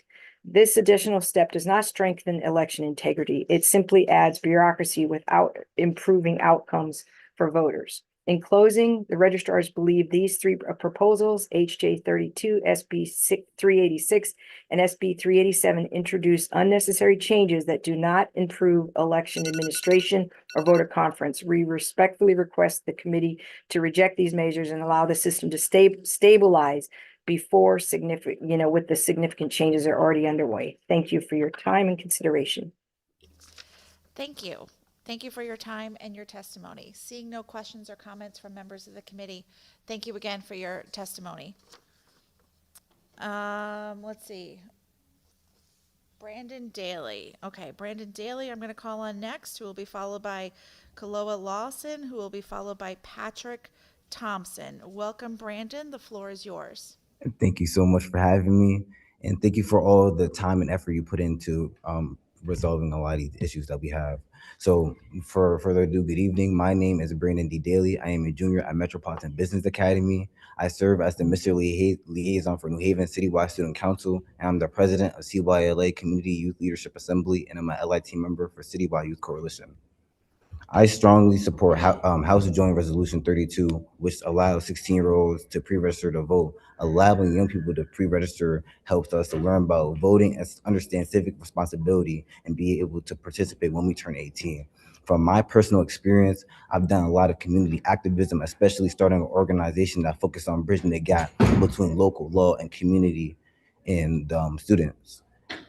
Research shows that youth who pre-register to vote at higher rates when they become of age, which helps build a stronger voting community in the future generations. And pre-registration is pretty straightforward, pretty easy. It's fair. It doesn't require new systems. It's simple. It's a simple move for registration to activate once we become of age, so we can vote and not go through the process and all the paperwork. And also, as a student leader, I see every day how young people want to be heard, and you say that you want as much student voice as possible. And then it also feels a contradiction not being able to already get that knowledge and be able to choose who it represents us and becoming one step closer to the local law, which also we see have, in turnout of student activism in the past couple years, we've seen student leaders have been a lot more vocal than past generations. I feel like this is a step forward to giving giving students a voice, which strengthens our community, our schools, and also our democracy. This resolution is a common sense step towards empowering Connecticut's future voting power. I urge you to support it, and thank you for your time. Thank you. Thank you for your time and your testimony. And I regret that we broke our own rules today, Brandon, because we should have been listening to you much earlier in today's hearing. So I apologize for that. But thanks for taking the time to wait with us today and to get through the technical difficulties and for your advocacy on this issue. And I wonder if you could just, if you don't mind, if you could share with us the difference you think it would make, and you did this a little bit already in your testimony, to be able to be more directly engaged at a younger age, and perhaps beyond just the resolution that's before us, but maybe also ways to allow younger people to participate in the voting process. So a lot of that was a really good question, and honestly, as the work as I do is for Citywide Youth Coalition and also CYLA, we do a lot of political education training. So we believe the value that young students, especially the ones that are more active in the community, should have resources and places to go to voice their opinion, and their opinions are heard. And there's no proper way, or it shouldn't be allowed, that a lot of legislation, a lot of laws on the local level that are passed affect us a lot more without our, or without our voice, without our 2 cents, without our opinions, and then we come back and it's the same cycle over again. So what we like to do is getting students in those spaces, getting community members in those spaces, especially those that are 16 that want to vote but don't know the steps, but also are not of age, to give them the education and then also give them different resources and supports to get to where they to make an informed decision. Great. Thank you. Thank you very much. And thank you again for your time and your testimony. Yeah, thank you. Next, we will hear from Kaloa Lawson, and forgive me if I've mispronounced your name 7 times at this point. And then we will hear from Patrick Thompson, who will be followed by Rachel Hutchinson. Welcome. The floor is yours. Oh, just reach in front of you. There's a little button at the microphone, and we'll turn the red light on. There you go. Is it on now? It is. Okay, thank you. Good morning, Government Administration and Elections Committee. My name is Chloe Lawson Stewart. I am a 15-year-old student leader for the Citywide Youth Coalition from New Haven, and I will be turning 16 in May. I am here today in strong support for House Joint Resolution 32, which would allow 16-year-olds in Connecticut to pre-register to vote. I have been civically engaged for almost 7 years. Throughout that time, I have followed elections, learned about public policy, testified to multiple bills that were passed, and paid attention to how decisions made by elected officials affect my school, my community, and my future. Being involved at a young age has helped me become more informed, more thoughtful, and more aware of the responsibilities that come with citizenship. I am very fortunate to be able to have been introduced to civics and politics at a young age because of my mother. She encourages me to stay informed and understand how government decisions impact our lives. But I know that not every young person has the same opportunities or encouragement at home. Allowing 16-year-olds to pre-register to vote creates a pathway for more teens to become engaged and excited to experience the empowerment that comes with participating in our democracy beyond limited school classrooms. Research and experience both show that when young people are introduced to civic participation early, they are more likely to stay engaged throughout their lives. Pre-registering at 16 encourages teens to begin thinking seriously about their roles in democracy before they turn 18. It builds a habit of participation instead of leaving voting as something that feels distant or overwhelming. Turning 18 is a major life-changing transition. Many teens are starting college or moving away from home. During that time, registering to vote can feel overwhelming to think about and is frankly the last thing on their minds. Yep. Some forget, some delay it, and some miss important elections simply because they were not prepared. Pre-registration solves that problem if young If a young person pre-registers at 16 on their 18th birthday, they are automatically ready. There's no paperwork, no confusion, and no delay. They are empowered to participate immediately. This small administrative step makes a big difference in long-term engagement. Allowing 16-year-olds to pre-register simply creates a smoother path to civic responsibility. It tells young people that their voices matter and that their government expects them to participate. For someone like me, who has already invested years into learning about civic issues, pre-registration would be more than symbolic. It would be a meaningful acknowledgement that my preparation and commitment are valued. And for many other teens across Connecticut, it would be the first step towards becoming informed, active voters who strengthen our democracy. I urge you to support HJ 32 and our future leaders. Thank you for your time and consideration. Thank you. Thank you very much for your time and your testimony, and I'll apologize to you for a number of reasons. First, I think there's a typo on my list. So your name is Chloe? Chloe. Chloe. Okay, Chloe. I apologize for mispronouncing your name so many times. And I also apologize that we didn't follow our general rules where you would have testified earlier as a young student. And I just want to thank you very much for your time and your testimony. I think you made a really compelling case, both for this resolution and for something that's not before this committee, but is a desire I've had for a long time, is that I think reducing the age to register to vote in general, for all the reasons you just cited about that transition of turning 18 and becoming an adult. I think that's a big part of the reason why we don't see larger participation from young people in voting, is that it hasn't become a part of their regular routine. Whereas if you were to start voting in high school, by the time you're undergoing that large transition at the age of 18, it would be something you're more in the rhythm of doing and used to doing. It will be a process that you've experienced before. So I really just want to thank you very much. And you said you're going to be 16 in a few weeks. That means in about 2 years you'll be 18. And you know, there's not enough people who serve in this legislature who, or frankly anyone in this legislature who is your age and looks like you. So, you know, something to think about since you're such a strong advocate already. Thank you very much for your time and your testimony today. Thank you. Next, we will hear from Patrick Thompson, who will be followed by Rachel Hutchinson, who will be followed by Helen Humphreys. Is Patrick here? I don't believe Patrick is here. How about Rachel Hutchinson? Okay, Rachel is here, so we will hear from Rachel, who will be followed by Helen Humphreys, who will be followed by Monty Frank. Welcome, Rachel. The floor is yours. Thank you. Good afternoon to the chairs, ranking members, and fellow members of the committee. My name is Rachel Hutchinson. I am a senior policy analyst at Fair Vote Action. We are a national nonpartisan organization that educates and advocates for election reforms. As a part of my job, I study ranked choice voting and how it works and what the impact is in the places it's used. So I am here to express Fair Vote Action's support for SB 386.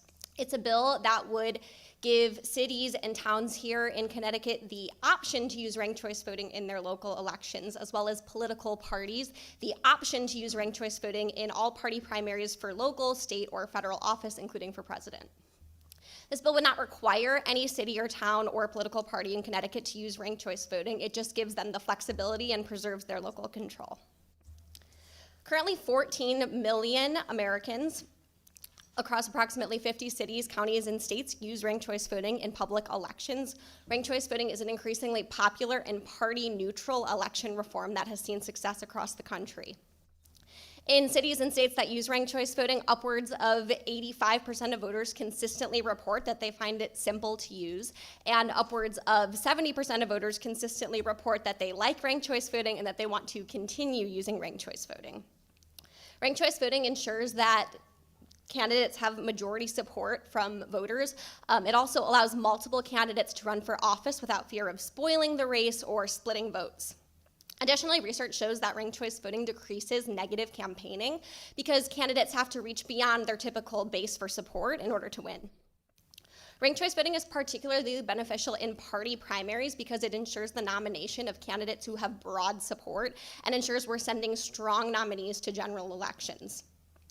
Research also shows that ranked choice voting tends to result in greater election rates for women and candidates of color.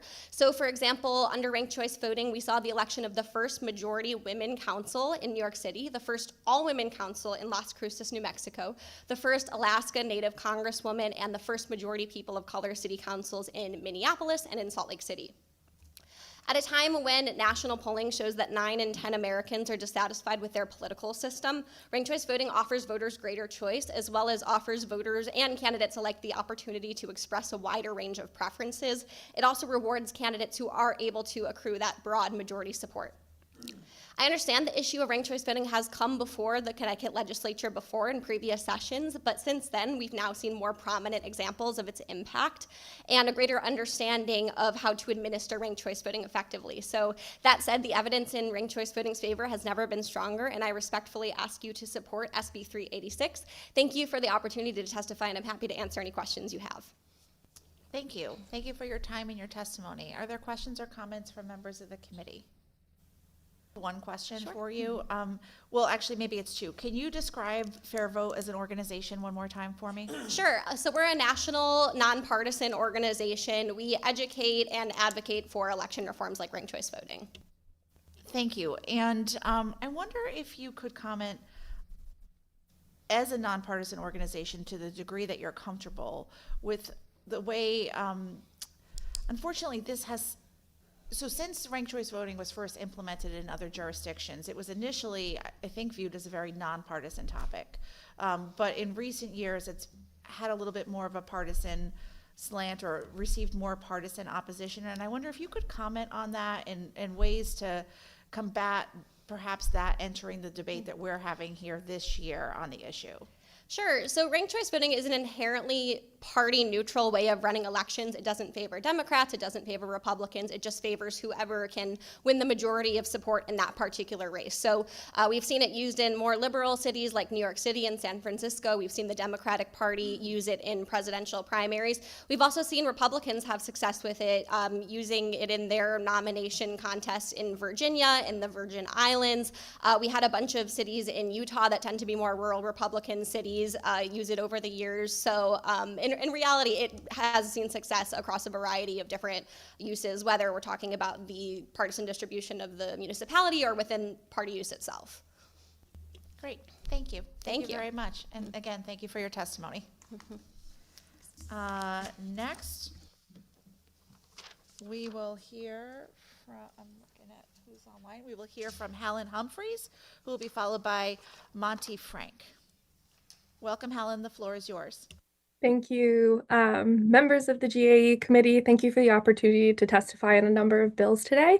My name is Helen Humphreys. I'm the Senior Organizer and Communications Coordinator for Connecticut Citizen Action Group. The first bill I want to speak on is HB 5342, concerning the use of artificial intelligence and other means to generate deceptive synthetic media to affect elections. We're in strong support of this bill and thank the committee for their proactive response to an ever-changing digital landscape. This feels like a common sense policy that's both timely and relevant. Personally, I've been on the internet and social media platforms for over 20 years. I generally pride myself on being able to tell when posts are fake or photoshopped or altered. And up until the last few years, those posts have been relatively easy to identify, especially for those who grew up doing HTML coding, the back end of their MySpaces. AI has now become so good it can become indistinguishable from a real photo, audio, or video. The state taking a strong stance on the use of AI to create deceptive synthetic media keeps our elections sacred. It creates more trust in the democratic process, and people should not be basing their votes on posts made by bad actors who are spreading significant misinformation. I also want to voice CCAG's support for both constitutional amendments, SJ 37 and SJ 38. These two resolutions are critical for protecting the people of Connecticut at a time where they need it most, and believe that we should allow the voters to weigh in on these issues. SJ 37 is very timely and crucial as the federal administration is rapidly dismantling environmental protections and the EPA. Connecticut's next generation deserves clean air, water, and we should be doing everything in our power to protect our home. And the ERA enshrines that right for your children, your grandchildren, and sets them up for a healthier future. SJ 38 is also incredibly important.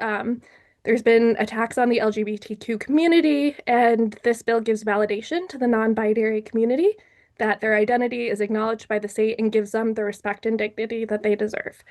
Thank you very much, and I'm open to questions. Thank you. Thank you for your time and your testimony. Seeing no questions or comments from members of the committee, thank you again for your testimony. Thank you.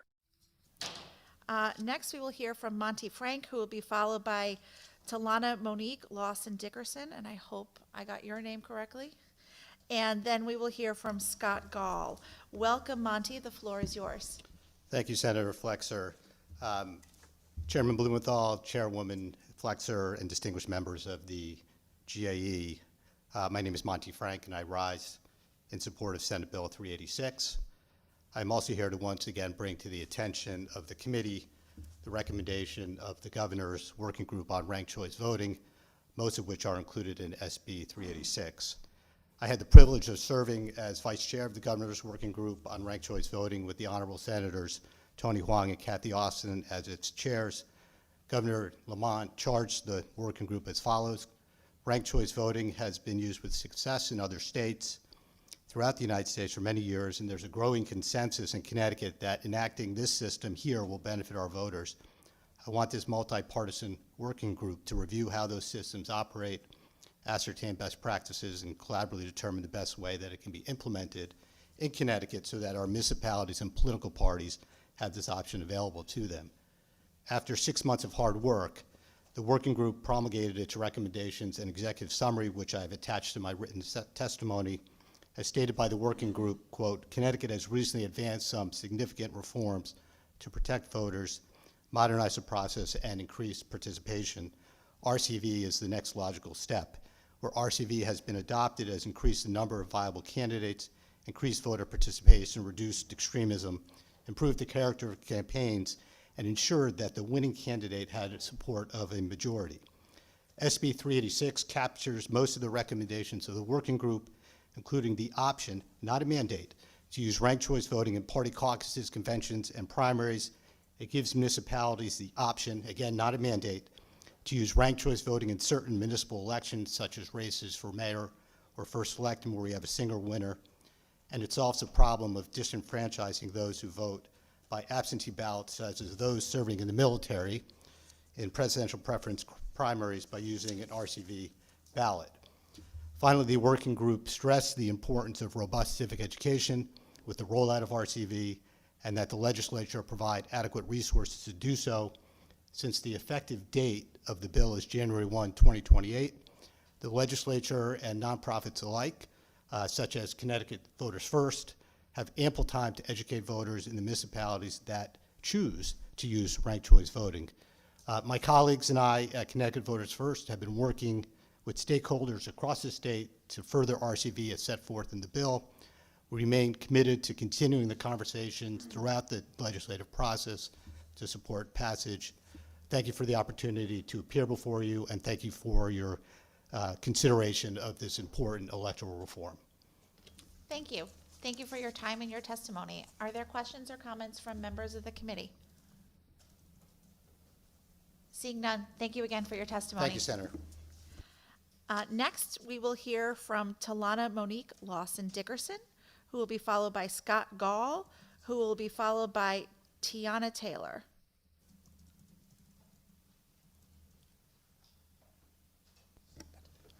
Welcome. The floor is yours. Good afternoon, members of the Government Administration and Elections Committee. My name is Talana Monique Lawson Dickerson. I'm the Executive Director of Citywide Youth Coalition. I am a mother of two, one of which will be 16 in May in a few months. And we are located in New Haven, Connecticut. I'm testifying in support of HJ 32, the resolution proposing an amendment to the state constitution that will allow 16-year-olds to pre-register to vote. When young people become civically engaged early, it creates patterns that last a lifetime. Civic participation is not something that suddenly appears at age 18. It's also not about one day a year, the election day, right? It's a habit that develops through exposure, education, and opportunity. Allowing young people to pre-register at 16 creates a natural bridge between civics education and civic action. Right now in the state of Connecticut, students only need a half a credit of civics to graduate. That is a very small window in which to prepare young people for one of the most important responsibilities in democracy. By allowing 16-year-olds to pre-register, we create a real opportunity for schools, communities, and organizations to connect civic education to meaningful participation. Instead of learning about voting in theory, students can begin preparing for this practice. We know that registrars already conduct outreach by visiting high schools once or twice a year. While that effort is important, it's not enough to truly prepare young people for civic engagement. A brief visit from the registrar may allow some students to register, but does not provide time or the infrastructure needed to build lasting civic engagement or interest. Many students are missed during these visits. Many others don't yet understand the importance of registering to vote. For many young people, age 18 arrives during a major transition. Some are graduating high school, moving away to college, going to work. So registration becomes one more thing competing for attention during an already stressful time. Allowing students to pre-register early gives them space and time to learn about voting process before these transitions happen. As well, a lot of students go out of state and register there, and it lessens the confusion if they're registered in another state and then come back home and have to register again. This eliminates a lot of that confusion as well. There's also strong evidence that early civic engagement leads to higher long-term participation. Research consistently shows that individuals who begin voting when they first become eligible are more likely to continue voting throughout their lives. So pre-registration helps to create that first step. I'm pretty sure I'm not the only one who have talked to adults that say, I'm not political, or I'm not registered to vote, or I don't vote. This really nips that in the bud, getting that skill early, right? So currently, about 18 to 20 states, including Washington, D.C., allow 16-year-olds to pre-register to vote, including our neighbors, Massachusetts, Rhode Island, and New York. And several municipalities, like in Maryland and New Jersey, have even extended the right to vote to 16. And I heard my time, so I will close. So I do strongly encourage you all to pass HG 32 and support it. It's really preparing our next generation of voters to participate thoroughly and consistency in this democracy. Thank you for your time. Thank you. Thank you for your time and your testimony. Are there any questions or comments from members of the committee other than the questions that I have? I don't see any. So right towards the end of your testimony, you referenced the laws in Maryland and New Jersey. Can you just tell me more about that? Yeah, so there are several municipalities in Maryland, New Jersey, even in Vermont and California, that in local elections they have allowed, and a lot of these movements were student-led movements that have allowed students to vote in local elections. Some include just for the school boards in their communities, and some include mayoral and whether city councilmen, city council people or alders. So usually at a very local and hyperlocal election. Thank you. I would love to offline hear more about those jurisdictions. Yeah, absolutely. I likely would not be sitting here having this dialogue with you today if it weren't for an interaction I had as a high school student. That's amazing. So, and wishing I could vote instead of just having frustrating conversations with adults. So I would love to hear more about that. And then my last question is, can you just tell me more about your coalition? I'm really impressed with the young people who were here with your organization today. So can you tell me more about it? Yeah, Citywide Youth Coalition is a youth-led nonprofit in the city of New Haven that really gets youth civically engaged. And we really talk to young folks about what they want to see change, not only in their schools, but in their communities, and really get them invested now in the civic process, bringing them up here, but also they lead their own coalitions and create their own organizations to help other young people have a voice. And we also work with adults so that they can learn to listen to youth voice and understand and follow the leadership of young folks, so we can co-create spaces of governance together. Great. Thank you. Thank you again for your time and your testimony today. Next, we will hear from Scott Gall, who will be followed by Tiana Taylor, who will be followed by Diane Lauricella. Is Scott here? Scott does not seem to be here.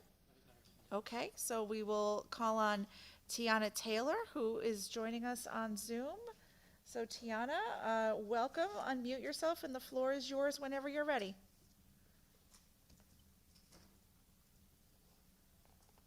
Hi, thank you. Sorry. It's Tanea. The N is before the Y. But thank you.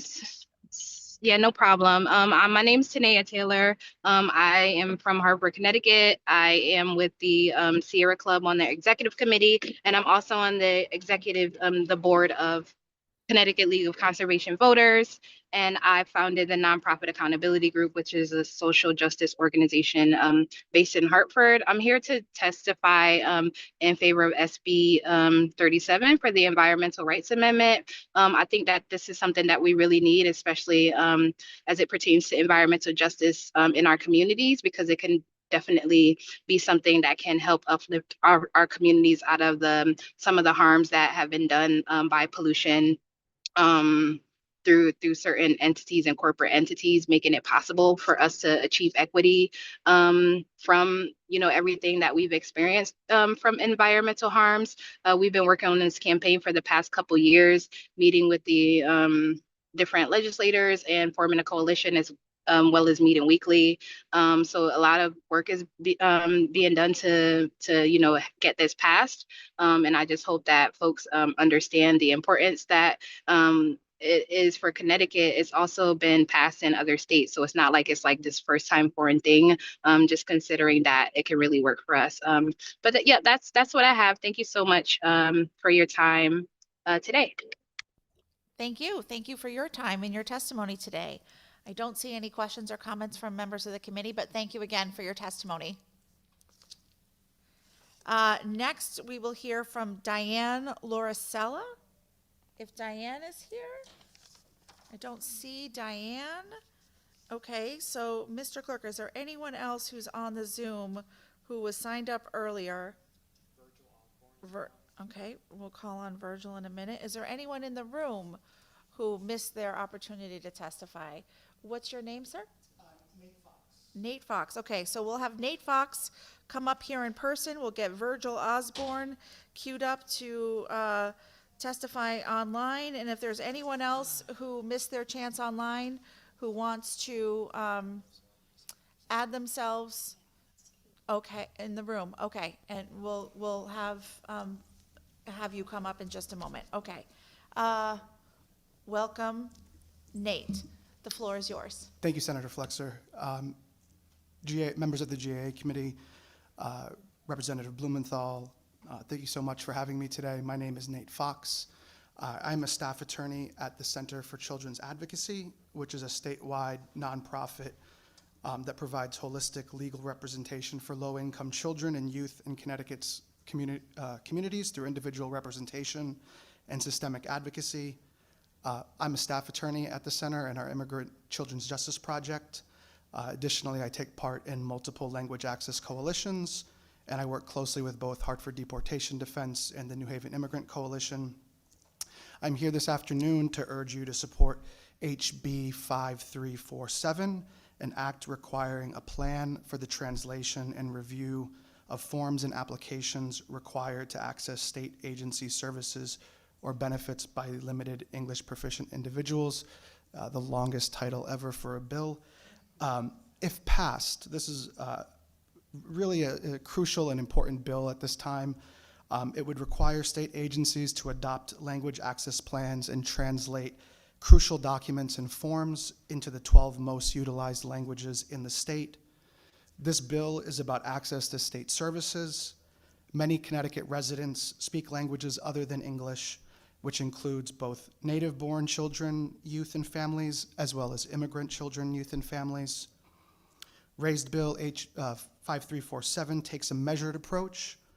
It requires only that state agencies have a plan as to how they will provide the enumerated access services. This will give this committee a chance to review the plan and discuss any fiscal implications during the 2027 legislative session. This bill is critical to supporting all English language learners and multi-language learners in the state. Additionally, success for Connecticut's vulnerable immigrant children, families, and communities hinges on state support at this time. We know that life for immigrants in the U.S. has become a dread-filled experience over the past 14 months, from ICE's ongoing campaign of terror to the curtailment of previous humanitarian pathways to status. Our country has shut its doors to these children and youth. Neighboring states like Massachusetts and New York have already adopted similar legislation requiring that state agencies create and update language access plans. Now Connecticut has an opportunity to increase access and support for children, youth, and families in our state. I urge you to support this bill. Thanks. Thank you. Thank you for your time and your testimony. Are there questions or comments from members of the committee? Seeing none, I'll just comment that thank you again for your testimony today, and thank you for the work that you as an individual and your organization are doing in this really critical moment. Thank you very much. Next, we will hear from Virgil Osborne, who's queued up online, and then Anne Minuski, and I believe those are the last of the people that have both signed up to testify and are present either online or in person. Is Virgil still there? Virgil's gone again. Virgil, you have to accept the upgrade to panelist. I'm going to try one more time. We really want to hear what you have to say. I'm going to welcome Anne Minuski to come up in the meantime, and Virgil will give you one last chance, and then anybody else will get their shot. Thank you, Mr. Clerk. Welcome, Anne. The floor is yours.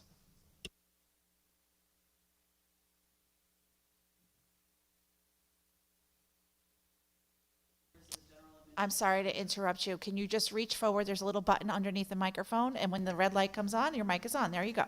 Sorry, thank you.